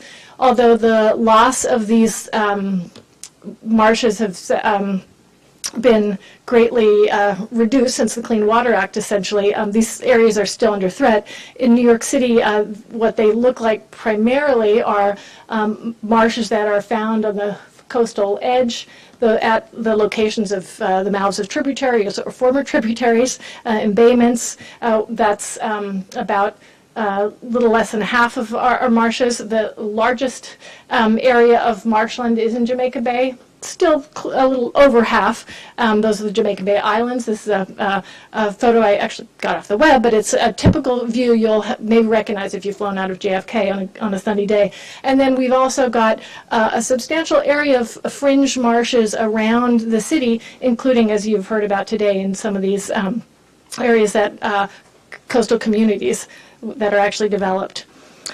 So the ongoing threats to marsh systems, particularly in the urban environment, include water quality, the impacts of nutrients from our CSOs, from our sewer systems and stormwater runoff in the more rural areas, from septic systems, and these kinds of changes in the water quality affect plant growth and structure and the soil strength. We've got modification in the sediment supply to these systems through the armoring of our shorelines, of modifications in the watershed that disrupt sediment supply. We've got herbivory, increasingly also an effect of climate change, exotic species that affect bioturbation, and again, soil strength and structure, and herbivory from waterfowl that now spend more of the year here looking for food, including on our marshes that formerly were migrating and not spending the winter here. Shoreline erosion, that's particularly dramatic in some of our urban areas, partly because of the additional impacts of wave energy and boat wakes, and then all of that exacerbated by sea level rise and the impact of a changing tidal regime. So I'm going to take a second to talk briefly about the about the wetland structure, in case there's some of you that for whom it's not as familiar. So the marshes reside in that intertidal zone, and we generally think of them as resilient over time because they build up with organic matter. That soil peat develops and increases, and sediment is deposited in storm events. And over time, because of the roughness of the plant material, they have been able to keep up with the rate of sea level rise over time. Here's an example of how we monitor the surface elevation of the marshes across the city in a number of places. So they accrete, they build up, and then over time, sea level rises, and you've got inundation of higher ground adjacent to those marshes. They have an opportunity to migrate with that increased inundation. However, that's not always happening now that we have increased sea level rise. So what we've been seeing in the sites that we're actually monitoring around the city is that we'll have typically, it varies a lot, but an average of about 3 millimeters per year of marsh build up, but the sea level rise is higher. So we've got marshes that are getting wetter and wetter, as this picture shows at Idlewild Park in southeast Queens. And then we also have, of course, the barriers of the built environment around these marshes, so they can't migrate. Again, at this site, it's really typical. Even though it's just a relatively low-lying area around these marshes, it's a relatively steep embankment up to a road, and then you've got built neighborhoods. So that's the problem. What we've been working on in New York City and in New York City parks, especially in partnership with the Natural Areas Conservancy, a nonprofit partner that was founded to really work with us in these problems, is that we're trying to plan for the resiliency of our ecological systems and manage for their functions in the long term. So one of the opportunities we've had is to take take advantage of the kind of an intense period of data collection that we've done over the last 6 and 7 years to develop frameworks for managing these resources. We just developed with the Natural Areas Conservancy a forest management framework, and we're in the process of developing a wetlands management framework that we'll release at the end of this year. We fundamentally want to use that to base our decisions for our planning, management, and resource need decisions based on our understanding of condition. So how that translates into salt marsh in particular is that we want to continue to restore, reconstruct the marshes that are lost or in poor condition. We want to increasingly intervene or make treat areas that are vulnerable and try to mitigate against sea level rise, and then most urgently we want to protect the marshes that are healthy, and pathways to migration is one of those the strategies. We took, as I mentioned, we conducted a lot of data collection over the years. We did an ecological assessment across about 1,000 acres of salt marsh. That was New York City Parks property, looking primarily at parameters that would help us understand the condition and the health of the marshes and where and how they were vulnerable. This is one of the outputs we had. Again, working with our partners, Natural Areas Conservancy and the Nature Conservancy, we took some of those parameters that were specifically aimed at helping us address the factors of erosion and inundation, and looked at what kind of strategies applied differently across our different water bodies and watersheds. So that the outcome there was that we found in the Long Island Sound watershed in particular, where we had most of the surface erosion, we really need to build out marshes. In the Jamaica Bay region, we've got more subsidence, and that's where sediment applications are going to be most important. And then in Staten Island, where we have arguably some of our healthiest marshes and most space, that's where buffers and making space for salt marsh to migrate is most important. So what that looks like in a couple of quick examples are restoring the marsh edge and building out, something that involves structures sometimes, breakwaters. Some of you might recognize the ideas of living shorelines here to prevent erosion and build out. Marshes that are subsiding and where we can increase the elevation involve what we call thin sediment layer applications. This is one example of blowing sand and silt out onto the marsh system itself. And then where we have more space, we're looking at the need and opportunities for land acquisition around existing marshes. This is a map shows an output from a sea level affecting marshes model. In green is the existing marsh that will be there in the future with sea level rise, and the red area shows inundation, shows land that's not developed that will be inundated in the future, and that's where marsh is likely to be if the vegetation cover there is amenable to it. And we'll hear more about that later, I think. And so another type of acquisition that we're sort of at the receiving end of at parks that you've heard a lot about today is the land that becomes open space from buyouts. So for us, since most of that property is not next to existing salt marsh preserves, it's not something that we've been sort of working towards managing. But now that we're actually receiving those properties, it's fascinating, and we're very excited about it. As I think someone from HPD said earlier, I guess it's they're thinking of it as it's like the Affordable Wetland Program in some ways. That's great from our perspective, but we still have a lot of questions about what that looks like. Some of these houses, their backyards are already salt marsh. If we just, once a demolition occurs and we've done a little bit of surface remediation, will those become valuable wetland properties as well? That's something we're taking a really close look at.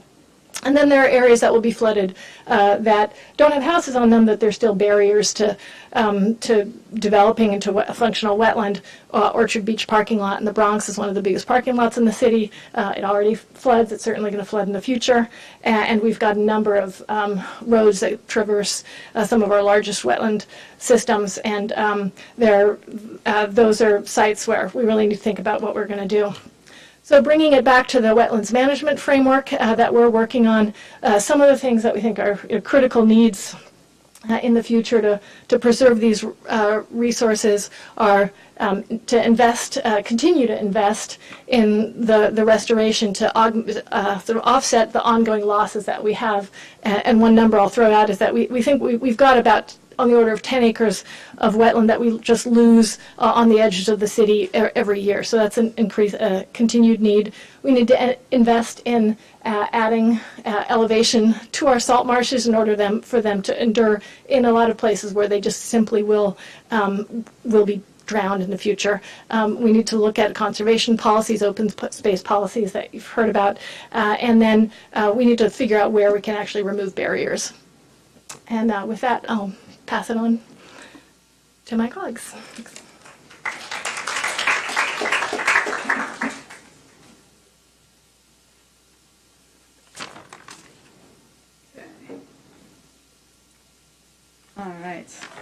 All right.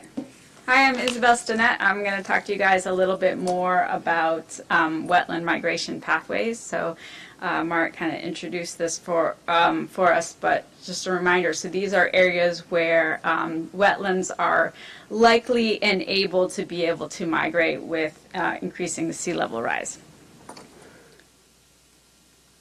So how do we know where these pathways are? So mostly we know where these pathways are through modeling, particularly the sea level affecting marshes model, which is we call SLAM. This model was developed by Warren Pinnacle in the 1980s. It uses the metrics of elevation, slope, tidal ranges, sediment accretion, so that's how the rate at which sediment builds up in the marsh, and erosion. And it's generally run, you'll see it with different sea level rise scenarios, and often these sea level rise scenarios are kind of tied to some of those climate change and carbon emission projections. What it does not consider is large storms, which we know can greatly affect the way the shoreline looks. So that's important. It doesn't include any kind of biological effects. So some of our tidal marshes will have different species. For example, our native salt marsh species in the area is Spartina, and it's like, knee-high, and then sometimes we'll have our Phragmites marshes where it's like, can be 15 feet high. So it's pretty normal to think that these two different species might migrate in different ways. And it doesn't consider any socioeconomic or human effects. Another example of that is I've seen lots of areas in the city where different agencies have tried to do plantings over and over again, and the trees all just die because the soil is garbage. So something like, it's like fill material. So something like the SLAM model is not going to pick up on stuff like that. So just a reminder, so this is a model. So these pathway locations, they're not static. They're our best guesses. The models can and have been being refined, and they can also be improved when we get improved information to add into them, such as what Mara was saying with they're measuring the accretion rates in marshes. That can be highly localized information that you can add into these models to make them more accurate.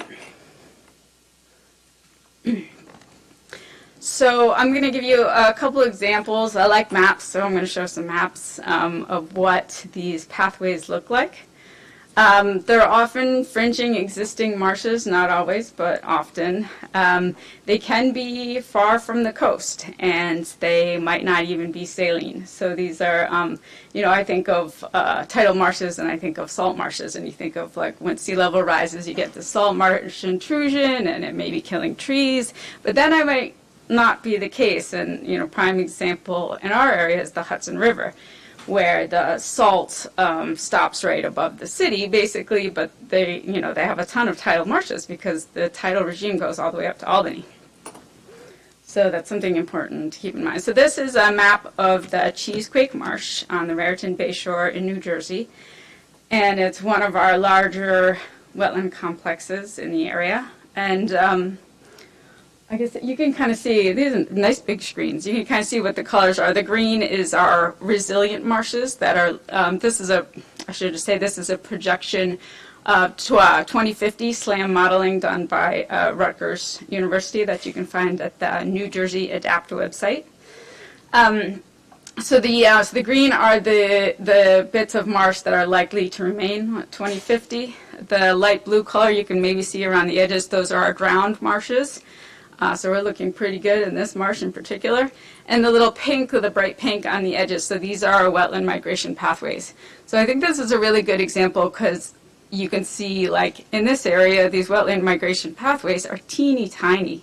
And, you know, they're important, but how do you manage all these kind of teeny tiny separate parcels in a kind of unified way? So here's another example. This is Mastic Beach on Long Island, and this is from a new report put out by the Regional Plan Association called The New Shoreline that is a really good summary of this topic. I suggest you check it out. But this, I'm putting in here because this is a very different example. So the colors are changed here a little bit. The dark green is, again, your resilient marsh. The marshes that tends to stick around. There's not that much of it in this case. The blue is likely your drowned marshes, and this projection is actually to 2100. And the light green is the wetland migration, unobstructed wetland migration pathways. So this is a very different example of a place that could be highly affected and is poised to lose a lot of wetland, and where protecting these areas, these wetland migration pathways, becomes even more important.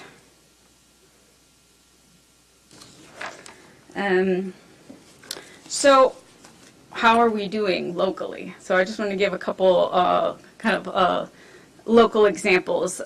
This Regional Plan Association report looked at the tri-state area. So they looked at Connecticut, New York, and New Jersey. And they summarized that they found 70,000 acres of tidal wetlands currently. About half of them are at risk of drowning, and that's a 50% chance by 2100. And they found a further 100,000 acres of undeveloped pathways. So seeing this data, the short answer is yes, maybe sea level rise could, if the pathways are protected, allow us to retain the same amount of wetlands that we have now, maybe even grow it. However, in this area, that's a pretty big if. These are areas that are not protected by federal wetland regulations. They're not protected by the Clean Water Act the way wetlands are now. It's a highly urban area and an area with huge development pressure, as we all know. So that if is a pretty big if. So a little more specific data. This is from a great project up the Hudson by Scenic Hudson called Protecting the Pathways. Thank you. And I'll just explain this graph. This is kind of like their main results. They did the SLAM modeling under 2 different sea level rise scenarios. So you can see, does it work? Well, anyway, the first one over there. Use this. Is that what it works? Yeah. Ah, okay. So these ones over here are under medium sea level rise scenarios, and over here is under high sea level rise scenarios. And each one of these different bars is under different accretion scenarios. So low, medium, high, low, medium, high. And so this is their baseline, the 7,000 mark, and that's how much tidal wetlands they have now on the lower Hudson. So the blue is their resilient marshes that they expect to be able to keep, and the yellow is their projected new wetlands. So that's the wetlands that could come into their pathways, and these are unobstructed pathways. So the results from the Hudson are pretty good. You can see that pretty much in all of the scenarios, if the pathways are protected, we'll see a gain in wetlands. I've been looking a little bit more into doing a similar kind of analysis for coastal New Jersey. So this map isn't exactly to scale, but you can see the blue areas are areas of wetlands that are likely going to be converted to water by 2050. And the pink, again, is the wetland migration pathways. And in this part of the coastal New Jersey, the likely drowned wetlands are greater than the wetland migration pathways. And I think that is just because this is a very highly developed area. So in New Jersey, we have to think about a combination of methods, just like what Marit's looking at for the city. So not only do we need to protect our pathways, but we have to think about making our current marshes more resilient with living shorelines, so our deposition or some of those other methods. And then one other kind of summary is that from the RPA report, they found that from the whole tri-state coastal area that they looked at, that Long Island had the most wetland migration pathways, but they also had the most drowned wetlands. So this is an area where you're really going to see a rapidly changing shoreline in these wetlands areas. So I just want to hit these points quickly, and then hopefully tee up the next couple speakers who will go into this a little bit further. But how do we protect these pathways and allow for migration? So I think step one is identify the pathways, which I'm trying to do, and Sina Kassan tried to do, and Marit's doing, and so I think a lot of people are really kind of looking into this. Who owns this land? Is it publicly owned? Is it privately owned? What's the land use there? I think the land use that the wetland migrates into has very different implications, whether it's people's lawns, or is it going to be mature forests we might lose, or is it going to be freshwater wetlands? What's the protection status, right? So that's a very, very important question. We're looking at this. What's the contamination status? A lot of these areas are highly contaminated, and with more tidal inundation, there's more risk of exposure. And what's the relative habitat value of these areas? Are these areas important wildlife cores and corridors? Is there endangered species issues? So we need to identify acquisition opportunities. You know, that's kind of the low-hanging fruit here. Make sure the state knows, conservation organizations know, like if you're looking for conservation properties, look here or look here. We need to provide guidance for coastal land managers. What do you do in these areas? How do you manage this land? We need to undertake communications research. I've heard a lot of really good discussions on communications over the past few days. The same thing applies here. You know, how do we prepare people for their wetlands being closer to them and more part of their lives and their shoreline changing? And how do you incorporate this into planning and regulation? And so I'll leave you this, one of my favorite shots of marsh grass going on a dilapidated boat, because I think it shows what a resilient ecosystem this can be. We just have to give it some room to move. Thanks.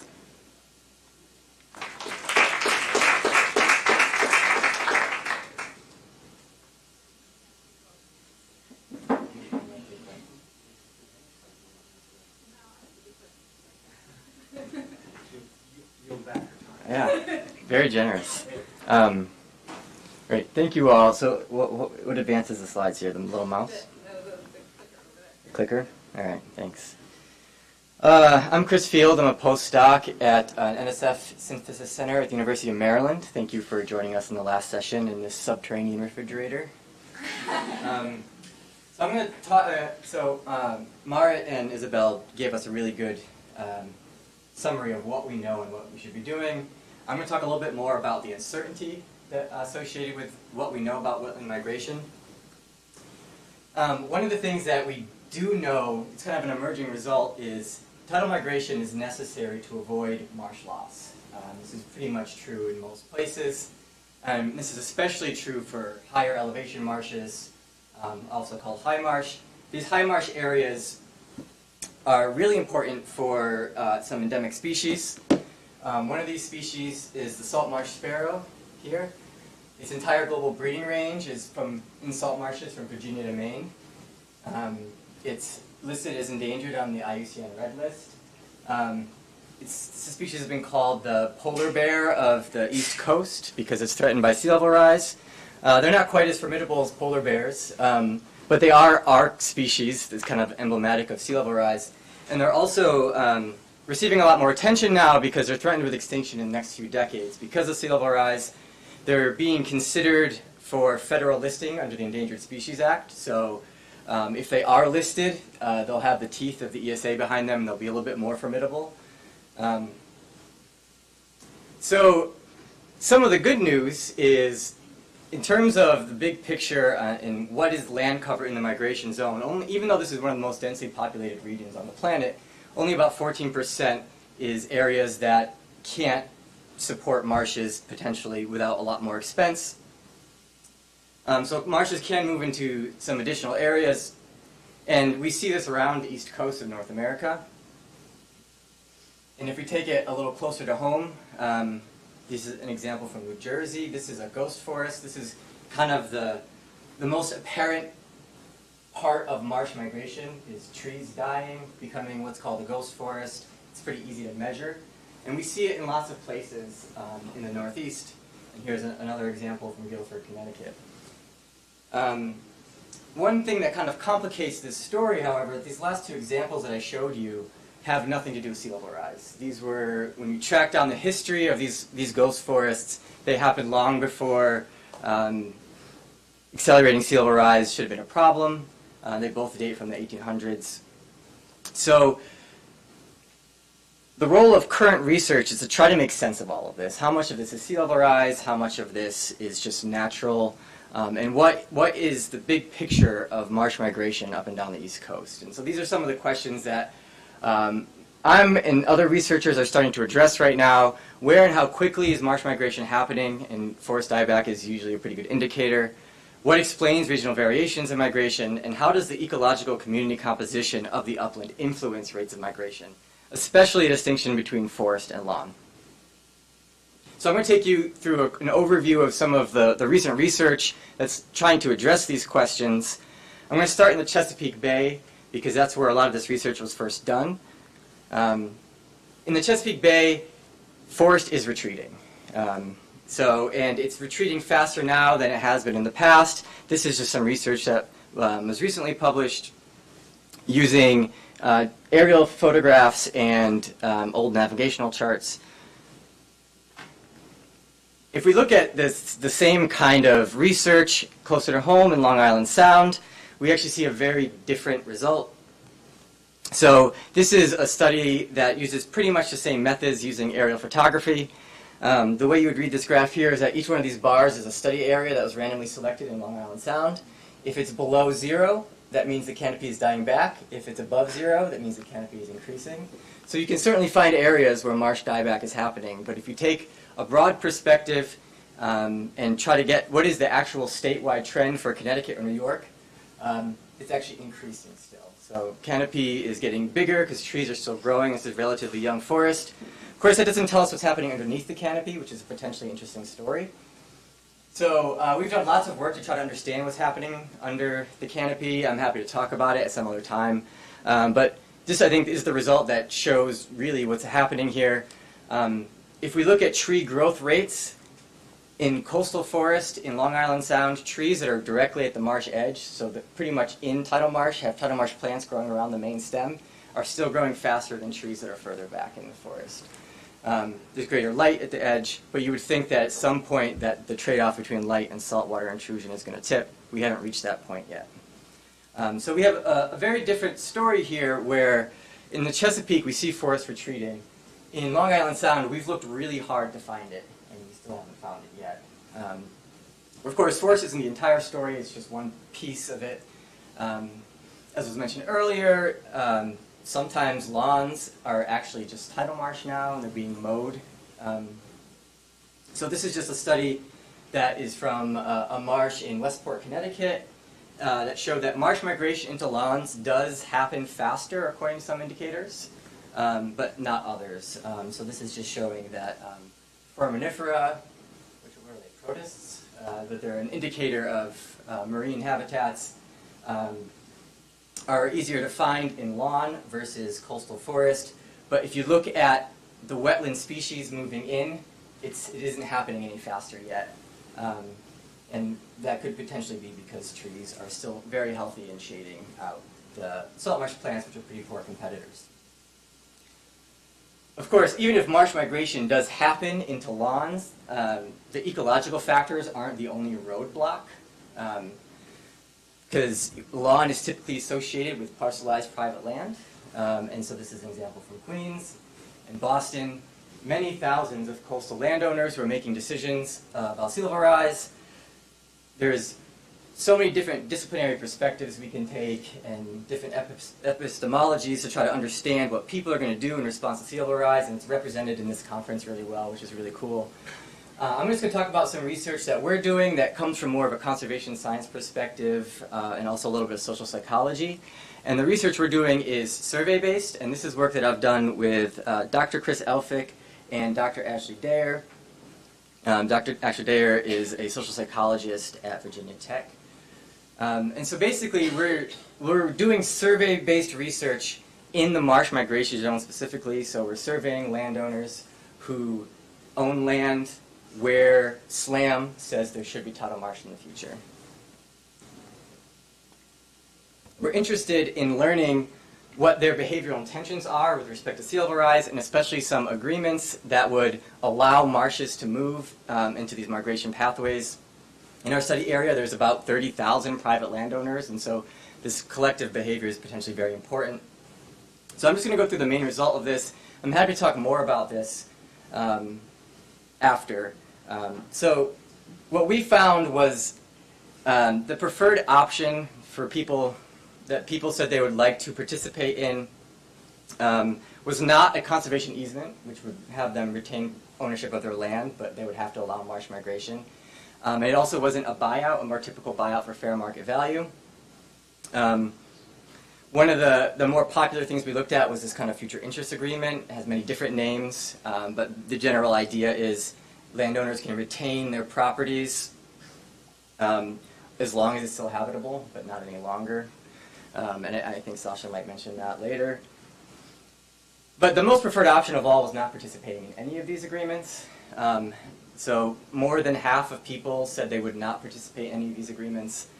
And a large proportion of these people plan to build great infrastructure in response to sea level rise, which would prevent marsh migration. We were also looking at what different geographic, personal, social psychological factors were influencing what their behavioral intentions were. I don't have a lot of time to talk about those, but I'll just highlight that the two strongest effects actually were related to attitudes toward the conservation organizations they might be making deals with. This might be something that's specific to Long Island Sound. But basically, if you look over here, attitudes about being offered incentives and receiving fair prices were the strongest predictors of whether or not people would participate in conservation easements or some of the other agreements as well. The good news is this is actually a pretty easy problem to solve compared to a lot of other communication problems that we might have in the coastal zone. So I think the take-home message for a lot of this is in the East Coast, and especially the Northeast, there's potentially a lot of roadblocks to marsh migration. And it's going to require a lot of proactive management and strategies to have enough marsh migration pathways to prevent extinctions for species like salt marsh sparrow, which are threatened with extinction on the order of a few decades, maybe even sooner. Because it seems like some of these processes are going to play out over much longer timescales. I think some of the future directions from both the natural science and social science side are, as has been mentioned, we don't really know what this future marsh is going to look like. We don't know if it's going to support the species that so many people care about. And from the social science perspective, there's a lot of ongoing work trying to understand how we can get people more interested in buyouts, and there's been a lot of research presented here at this conference on that, and potentially even conservation easements, which are a lot cheaper than buyouts. And in both the natural science and social science perspectives, what is the role of tipping points here? We did our ecological surveys the year after Sandy, so if there was going to be an ecological tipping point, you would think that would be a pretty good one. But that doesn't mean that there won't be a huge storm in a few years that really does make a big pulse of marsh migration, and we don't really understand that. And the same is true for the social aspects of this. People are known to respond to storms, and there's a lot of potential for tipping points here. So please contact me if you have any questions.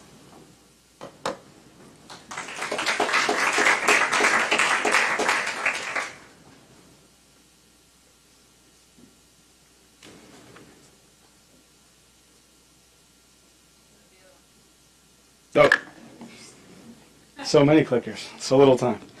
Hi, I'm Sasha Spector. I'm the program director for the environment at the Doris Duke Charitable Foundation, and sort of long-term collaborator with some of the folks who already spoke.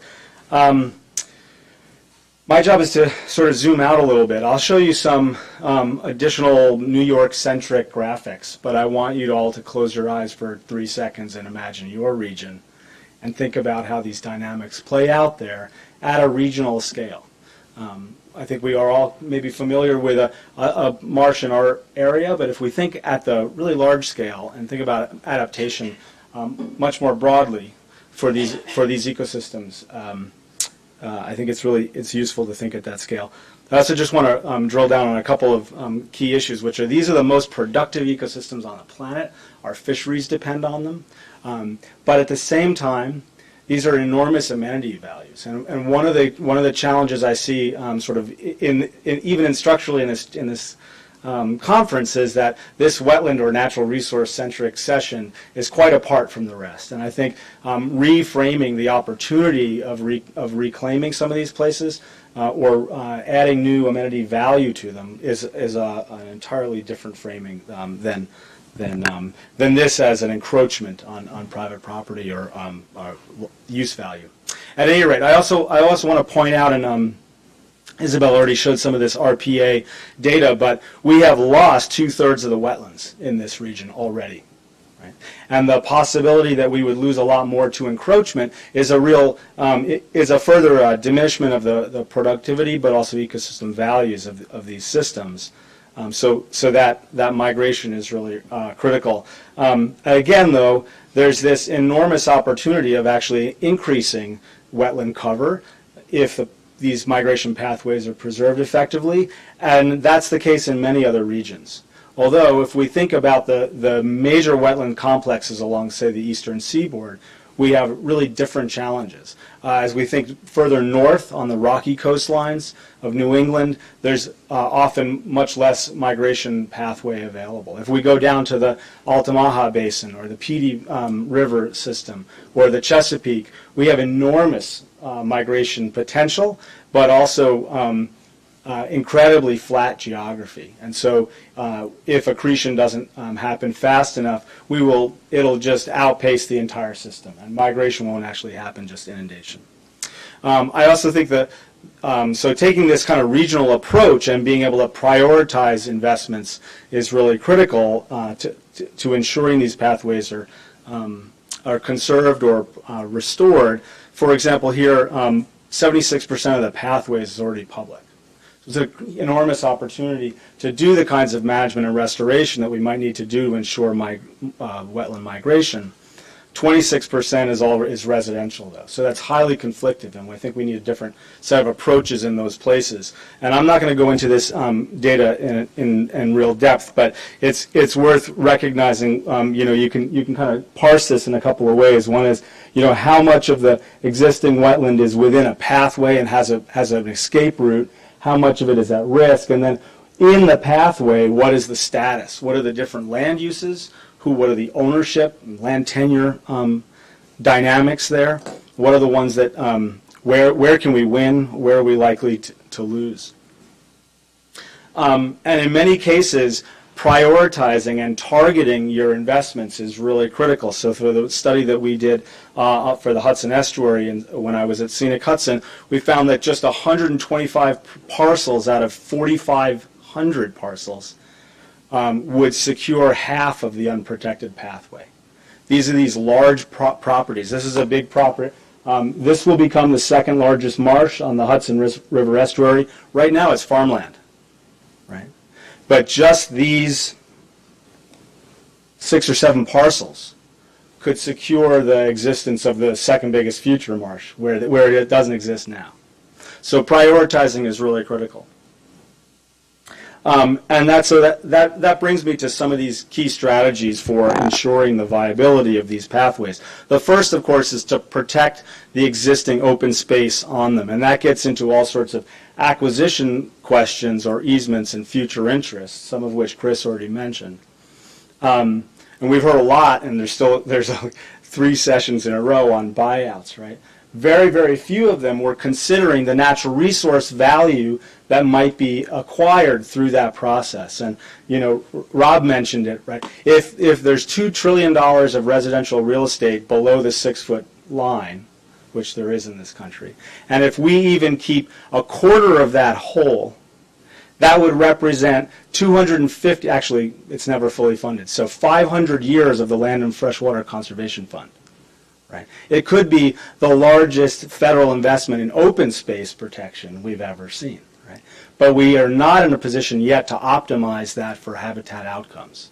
So it really needs some careful thought about how to integrate these 2 values. And also I think we need a lot more innovation in the acquisition or land protection strategies that are brought to bear here. For example, a parametric easement, which is akin to a life estate, you know, a reverse mortgage, which we offer often seniors, to give them money up front, and you get the house on the back end. Well, we could be doing something very, very similar, especially for farmlands that are adjacent, where we don't want to take productive farmland out of production, but we do want to keep people on the land, and we do want to make sure that they're not armoring the shoreline, and that they go when the sea level hits a certain parameter, or a major event should force them out. So there's a lot of products out there that we haven't yet field tested that really need work on. And coordinating with buyout and relocation programs. So for example, we heard a talk from the New York DEP about their acquisition program in the Catskills, where they're specifically not allowed to target properties that have houses on them for their natural resource buyout program. Right? And the buyout program for flood protection has got structures on it, and never the twain shall meet. So this kind of integration really needs to happen if we're going to take advantage of this multi-billion-dollar, maybe $1 trillion investment I think we will wind up doing. And so that's bringing into alignment all of these different programs. Here in New York, we have 5 different programs. But at the same time, I'm going to go really fast now.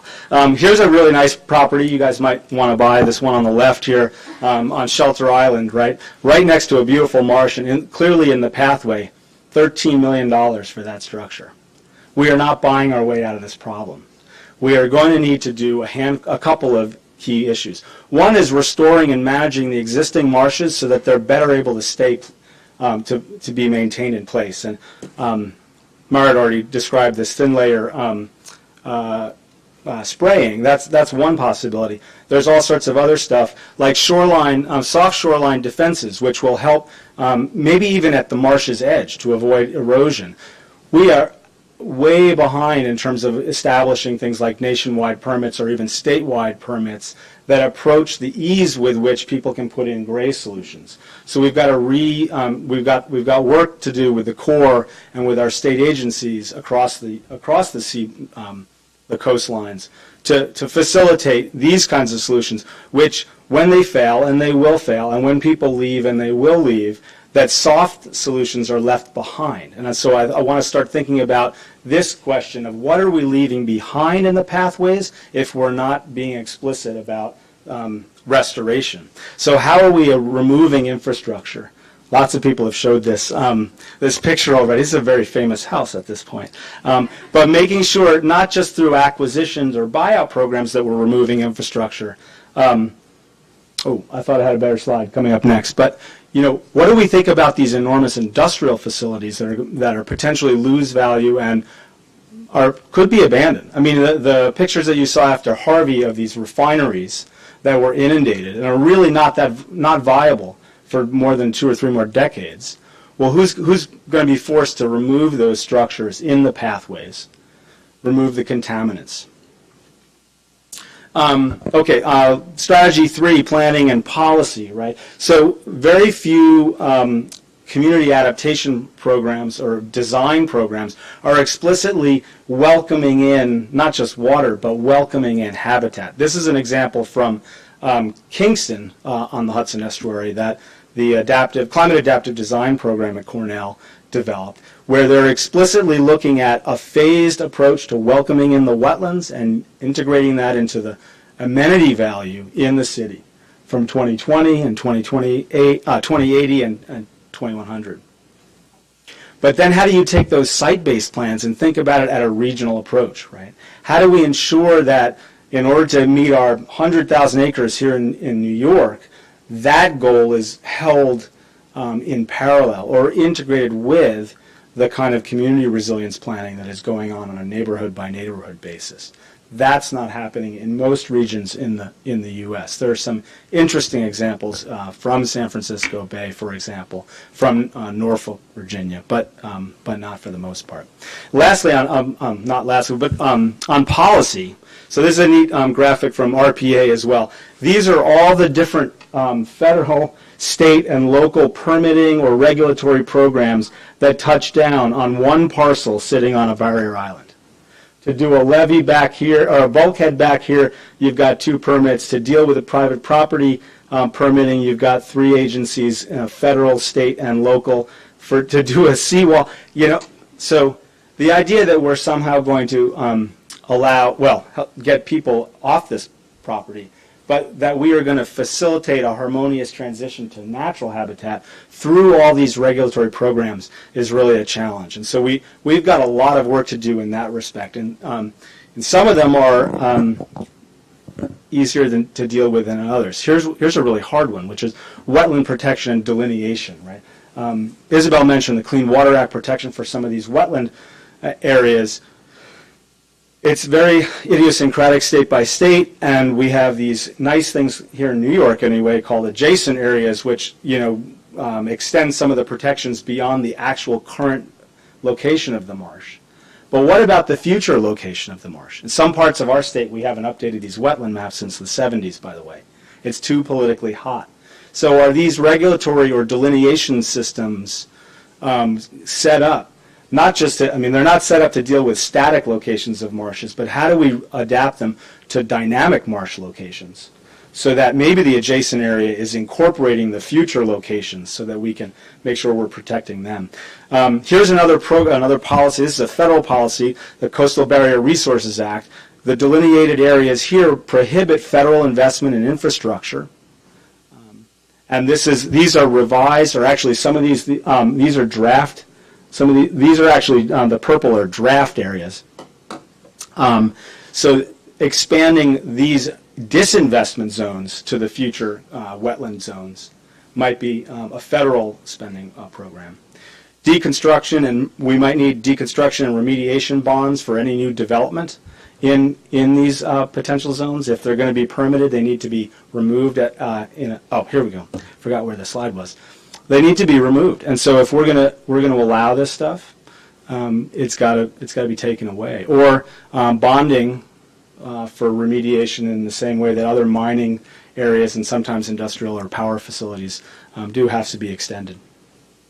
I think the last piece I wanted to mention is the public trust doctrine is idiosyncratic again by state. New Jersey just passed their public trust doctrine into law in May after, I don't know how long it's been on the books. It's in the Constitution of the state, so it's been around since the beginning. It took them a couple hundred years to pass this law.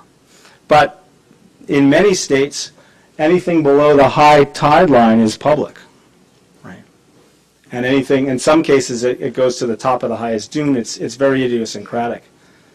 But what happens when we protect this shoreline and that beach goes away?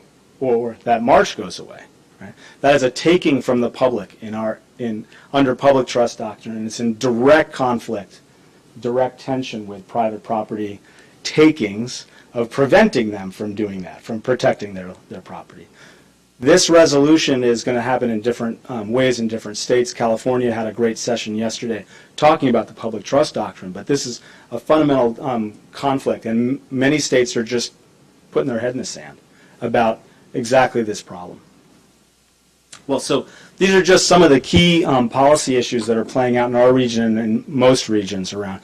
But I think this kind of protect, restore, and manage and regulate is kind of a three-pronged strategy for ensuring that we're allowed to keep our marshes as they go. I also wanted to just mention that there is a tool coming out from Climate Central, which will show these kind of marsh migration pathways for the whole country within their for the whole coastline within Surging Seas, their popular website. So we'll be able to visualize some of these pathways for most regions pretty soon. Thank you. Great. Well, thanks, everybody. I'd like to invite the panel to come grab one of these stools. Yeah, I know. You guys can choose who gets to be the tallest. I'm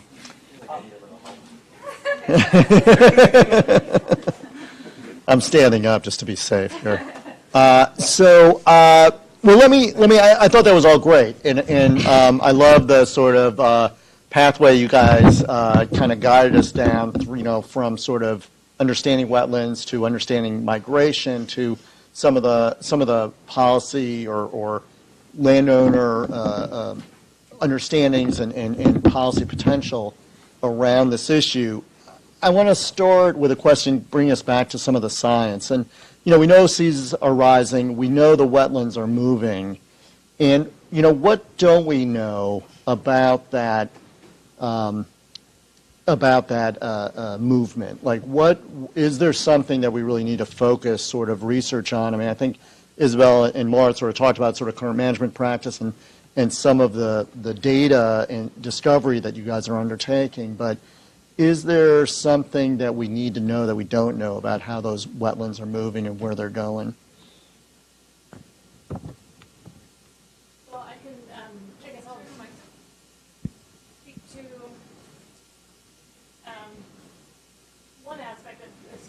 One of the things that we don't know as we're addressing already vulnerable marshes is whether, for example, the application of layers of sediment are actually giving existing marshes that are at risk of drowning extra elevation really will work, and for how long and where. So because we can add elevation at 6 inches of clean sand onto an existing marsh that's at risk of being drowned in place, but we don't know essentially how long that will function, whether that will sort of prime that marsh system to be able to then build up enough biomass and start to continue to accrete, how long that will be effective.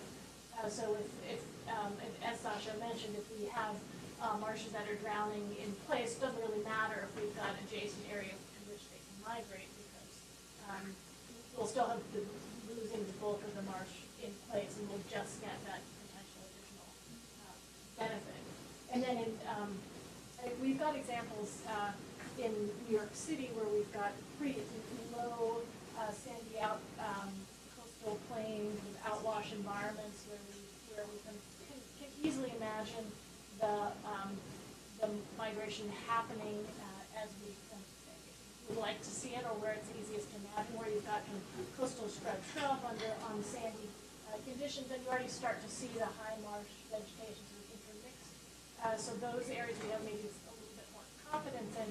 But as Chris mentioned, we also have a different terrain where we really don't know whether that transition will happen, and we certainly don't know if the functions that we'd like to see those high marshes offer, like continued habitat for saltmarsh sparrows, will work. So some of the I think there's a huge question. Oh, this one seems to work. There's a huge question about accretion rates relative to sea level rise and what marshes will do to respond. I mean, the SLAM relies on this marsh equilibrium model, which posits that accretion actually increases up to a certain point as inundation levels increase, and we don't really know. I mean, we don't know what the full capacity of these marshes to grab and hold sediment are. There are some accretion rates that are up at 14 millimeters a year or something like that, which is great because that's pretty close to what we're experiencing in some places, right? In terms of sea level rise, 10 a centimeter a year, close to it. So that's one of the huge questions: is really how hard can we push these marshes with respect to accretion, and what are they going to do about it?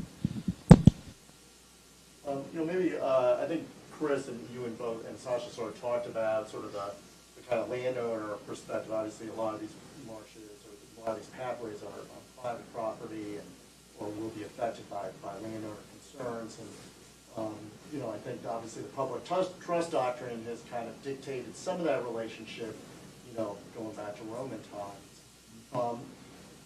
Curious about where you see the effort that's needed to inform landowners and talk to landowners. Whether is it communication? Is it obviously the results of your survey kind of seem to indicate that folks were pretty happy right where they were, despite having gotten flooded. So, where are you going to take that? Where do you see the effort being made? Should we pass around a mic? Can you hear me? Okay. I think communication is potentially a big part of it if we want to influence landowner behaviors. There was a lot of, in the very small graphic I showed was just like the top of the factors that influenced what people were going to do, and it's a pretty long list. I showed you some of the most important ones. We've been doing some work to figure out how powerful some of those kind of messages really are. I guess I can just give it away now and say they're not very powerful, and so maybe communication has an upper limit to its effectiveness. And there were some kind of surprising, some things were not very surprising, like we know that people who were flooded during Hurricane Sandy are more likely to participate in buyouts. But there were also some surprising things, like people actually cared a lot about marsh wildlife a lot more than we expected, and if you could convince people that marsh wildlife was important, they were more likely to participate in conservation easements. But we're talking about like plus or minus 10% of the marsh migration zone being protected with that kind of strategy. So I don't really know what the answer is, since it seems like these are probably, at least in Long Island Sound, some of the most salient messages, and if the most salient messages have such low impact, then I don't know where we go next. I think that's one of the reasons why we have to experiment with actual incentive products. I'm calling them products because in the same way that different insurance products are offered with infinite variability, and they seem to they make sense for people for different reasons. I think most people want to stay, and they don't want to leave before they have to, especially because they're next to this beautiful marsh, right? And so giving them the opportunity to stay while knowing that they will go when the trigger is hit, that seems to me like an area that we really need to iterate on. I'd also add that to them it still feels like, we found in our survey that it still feels like a distant impact, and who knows how much longer that's going to be true.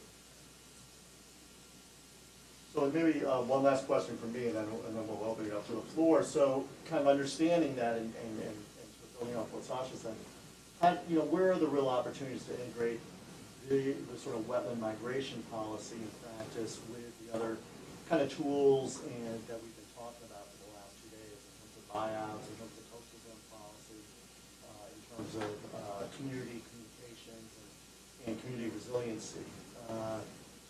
Are there some particular strategies that you've heard about either before coming to the conference or in the last couple of days where you saw a real connection between the work you guys are doing and the other efforts that have been discussed at the conference?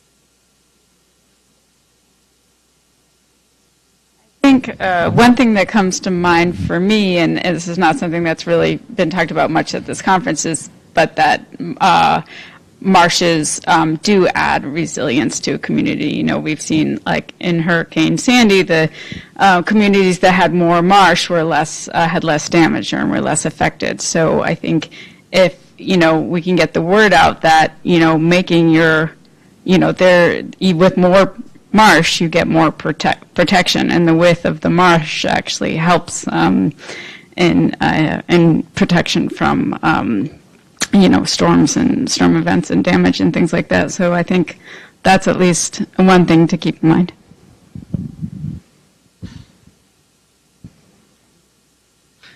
You know, I really do think that we've seen some communities, especially actually in riverine flooding, explicitly, you know, block relocation out of those flood zones. And there's a real concept behind that, not of just getting people out of harm's way, but that we're creating a resilience park, essentially.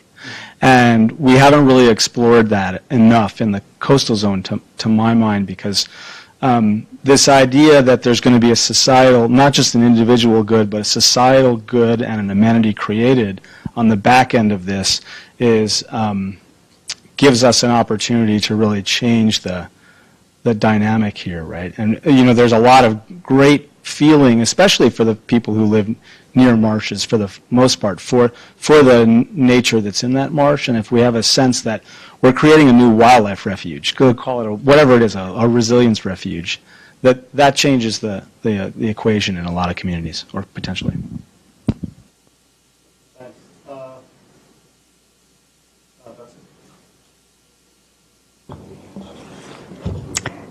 Hello, panel. It's been a long 2 days. So I'm interested in to what extent and how you perceive this conversation connects to the conversations that we've been having the last 2 days. Is it, as I think, Sasha, I thought I understood you suggesting that it was really apart from those conversations. Should it be apart? Or, you know, we're about to go into a conversation in 20 minutes about where we go from here. And I'm just curious, do you see a connection with between planning for natural resiliency and planning for human coastal resiliency? And I'm curious what your suggestions are, if so, for stimulating that connection.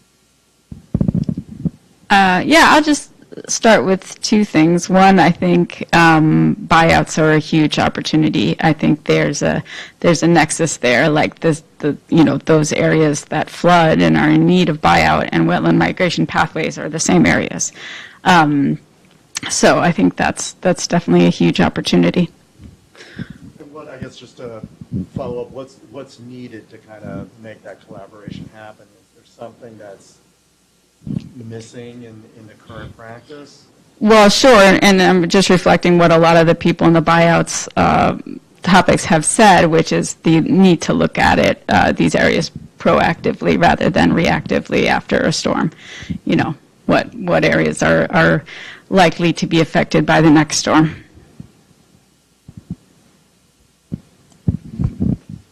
Betsy always leads with the big hard question. Right? This is like, how does this all come together? But just on the buyouts, I think though, just saw a really neat talk by Nature Conservancy Texas chapter about how they were modeling different prioritizations for buyouts, and one of them was explicitly optimizing for some of these natural values as opposed to just maximizing value of homes out of the flood zone, right? And so there's a lot of balancing in these buyout programs, planning processes, which are not incorporating natural resource value, and by value I mean that's sort of the holistic value. But there's a lot of incredible work available for both economic valuation and social valuation of these resources. And so I think that's one of the key areas that we as resilience planners need a bit more focus on, is the integration of these other values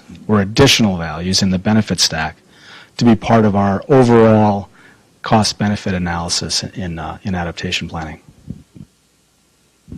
I'm not a planner or manager, but speaking from the research perspective, I would say that anytime I come to a conference like this, I'm just kind of amazed at how many different people and disciplines are kind of studying the same things. And so here we have economists.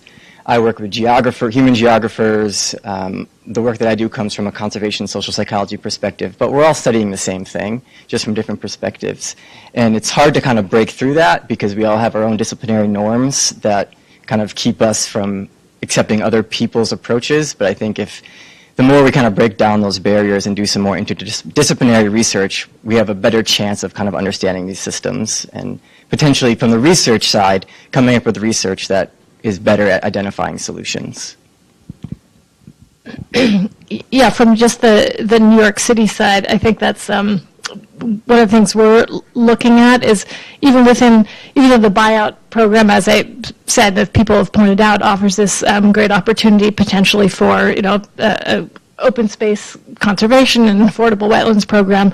There are still barriers even within a given municipality that prevent the ease of that happening, and for example, when a property is transferred to a different than land management agency, what kind of maintenance and operation costs are associated with that? What are the barriers for that transition happening smoothly and being viewed as a benefit? As Sauter just said, these are really resilient park open space areas. They were by and large not at all impacted by Sandy, so here you are just getting rid of that future damages impact from for a given park. We don't have to worry about the turf being blown out or whatever, but yet there's sort of institutional resistance to that happening. So I think trying to identify what those barriers are, in sort of each of those sort of tracks that you have to go through in the process will be helpful, at least regionally, as we try to explore what innovative tools are, at the same time addressing the barriers that help us get to those tools.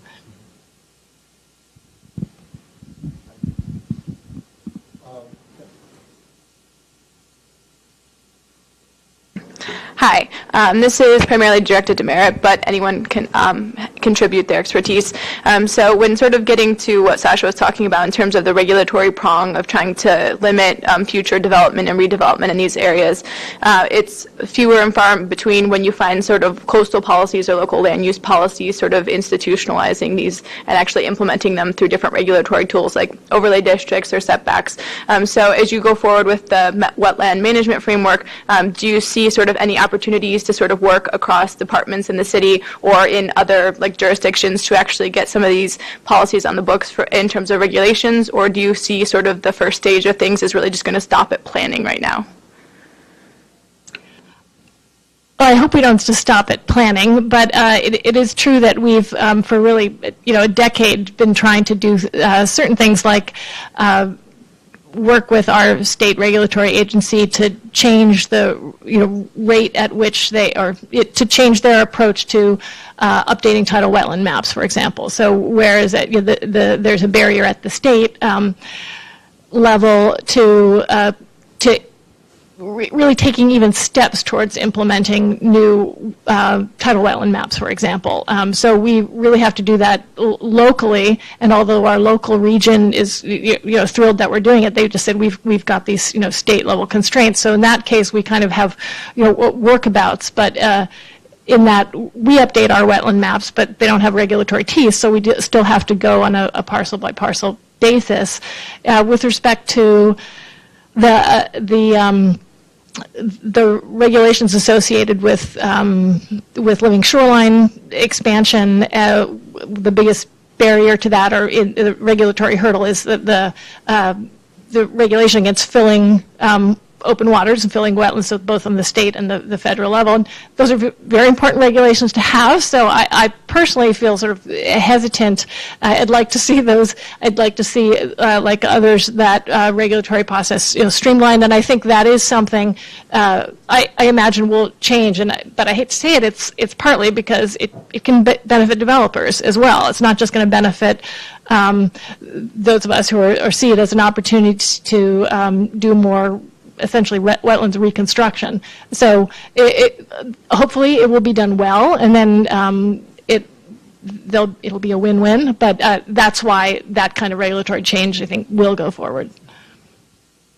Let me just jump in and be a little bit provocative. So both New York and New Jersey have a history of looking at big areas of their states, and where, in particular for water supply purposes, they've sort of decided that they would draw a line around it and make the rules different. So Adirondack Park, New Jersey Pinelands, Long Island Pine Barrens, the Catskill Mountains, the Highlands in New Jersey, they're all places where the state said, in these zones we need to protect water supply. We need to protect water for the Erie Canal.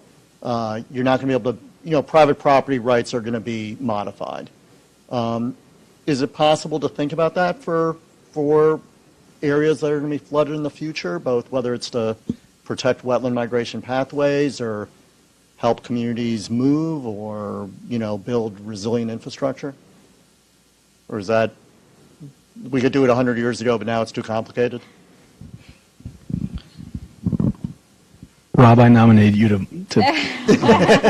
float that in on the second floor in Albany. I actually think it's more likely that we'll see something like the Louisiana strategy, where it's not so much they're going to say this place is different and we're going to protect the heck out of it and take away your rights. It's going to be more like a redlined, we're going to stop investing in this. And redlining, not in the segregated housing, and like the red line of Louisiana, right? It was a bad choice of color for their line in Louisiana. Right, but we're going to stop investing. This is going to be, it's going to be a retreat zone and a green line. Right, exactly. I think it's more likely that that's what we'll see rather than a kind of an affirmative taking away of rights. Mark, you're not going to call city planning and let them know what your idea is. So, any other questions? There we go.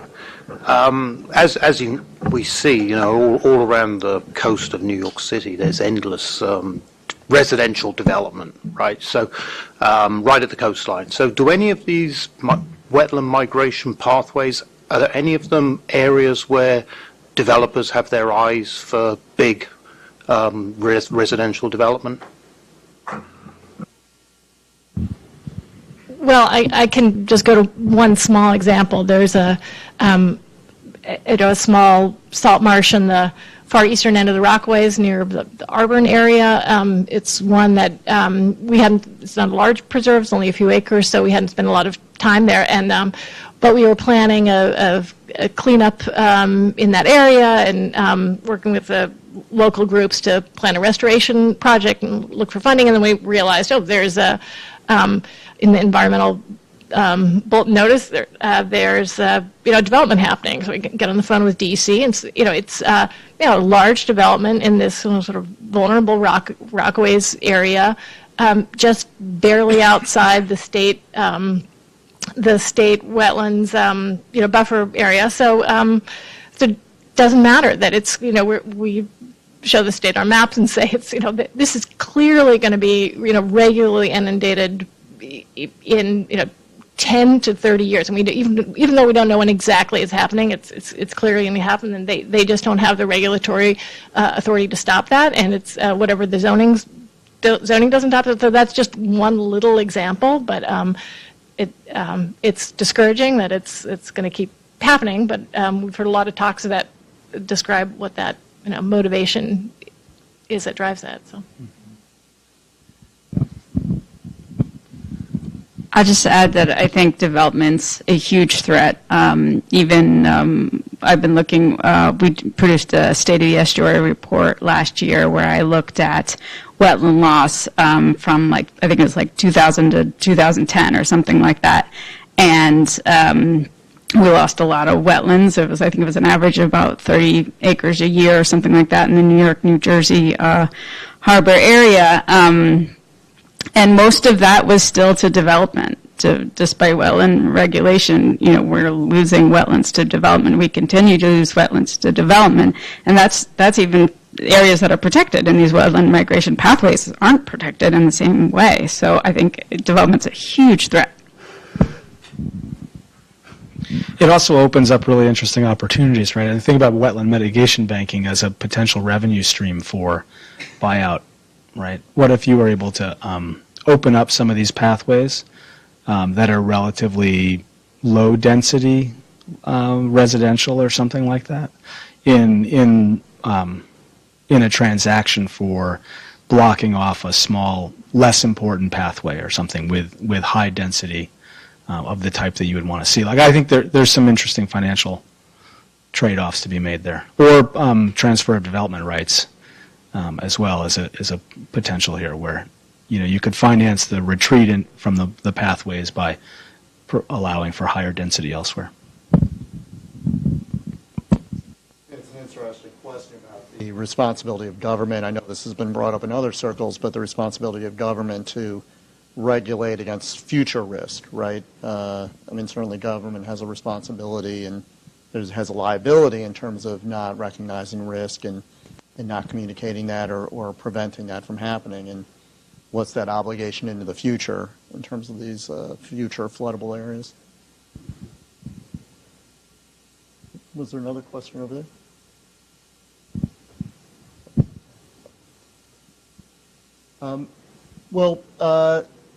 Let me pose another question to the group myself then. We've heard a lot about communities. A lot of the discussion yesterday that I went to was great in terms of talking to communities and thinking about moving, as buyouts happen, as retreat happens, keeping communities together. And obviously those communities, there's a social fabric there, there's a relationship to the land. And I think in some of these coastal communities, there's a relationship to the natural resources and the wetlands that are there as well. And you don't want to seal that off. Are there some sort of strategies that we can think about in terms of sort of community stewardship of these wetlands to facilitate both the immediate sort of management strategies as well, including, things like thin layer deposition that might be, people might not, can be disruptive to sort of recreational use, as well as sort of future migration and buyout scenarios? Things that we try to do in all of our restoration and management projects, particularly around Jamaica Bay, is engage community groups and volunteers in the work to the extent possible. So that's sort of a small scale endeavor in some ways, but it's certainly replicable and something that we think is an important component of any of the projects we do. I don't know to what extent we've really tracked the enduring impact that kind of approach can have in the longer term sort of future of those communities. But it's an essential component. In some ways, it's quite natural because a lot of those communities historically, earlier generations, they were there on the water because that's where they wanted to be, and so we recognize that, and to the extent that we can. For example, in a large, we've got a $10 million restoration project that we're sort of wrapping up in Bratislava and Queens, and part of the design is always incorporated in bringing out hundreds of volunteers and dozens of, I don't know if we'll get to, on the order of a dozen community groups involved in that, the planting component of that project. And we do that partly because we're, really hoping that translates into a longer term stewardship and valuing of that type of open space. So it's kind of a local example where we hope that has an impact. Is there room for, oh, go ahead. I was just going to say, along those lines, as the water, gets closer to people, there's a little bit of an opportunity to make sure that, those same people are able to benefit from all the great things about being near the shore and make sure they have, public access and are able to have a positive involvement with the water as well as it's flooding their basements.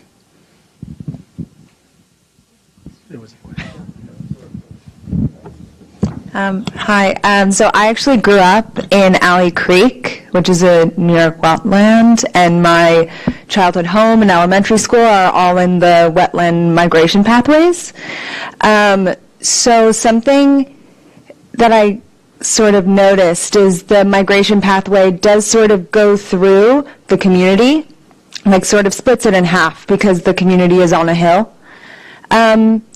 So if it is a restored wetland and you have to rebuild that community, you need a school again because half the community is still there. You need all of the schools and the libraries and things like that. Who do you think it's on to rebuild those institutions and those homes?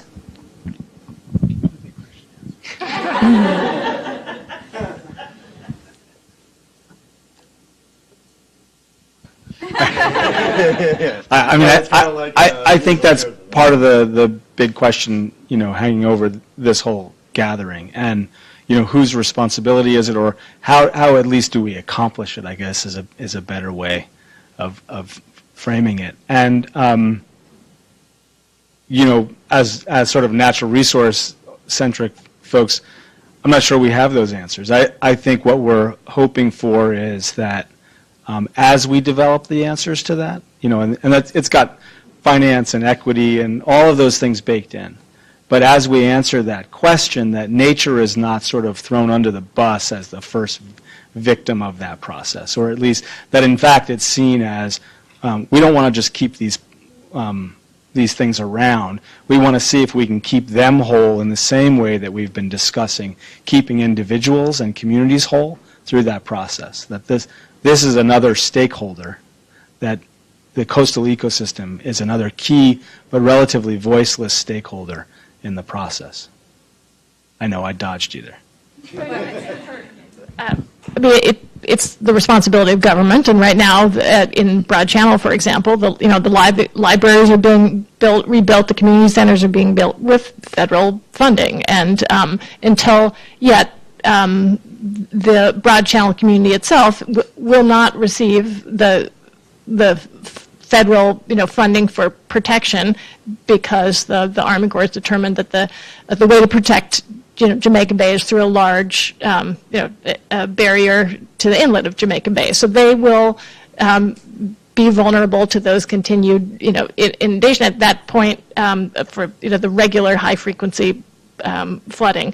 At some point, those libraries and communities are, unless we continue to just raise every street, which is what's happening at Broad Channel year by year, but that's the taxpayers. We're making the decision at the municipal level at some point when if there's not federal funding. So we'll, and that gets to be political, and yeah.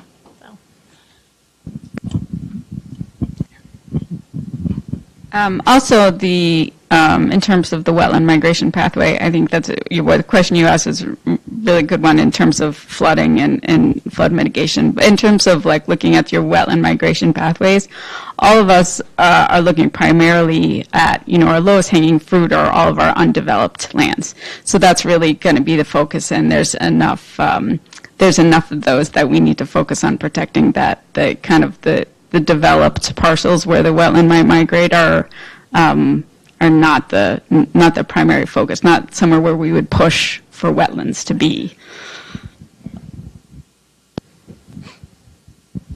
Well, I guess we'll close it with that challenge. I think that you raised a good one about sort of how we balance these different stakeholders and including the natural areas. So thank you all very much. I think we have a closing plenary in room 104 that's going to start in a couple of minutes, and I'm sure the panel will be around for a couple of minutes to answer any other questions you have. Thank you.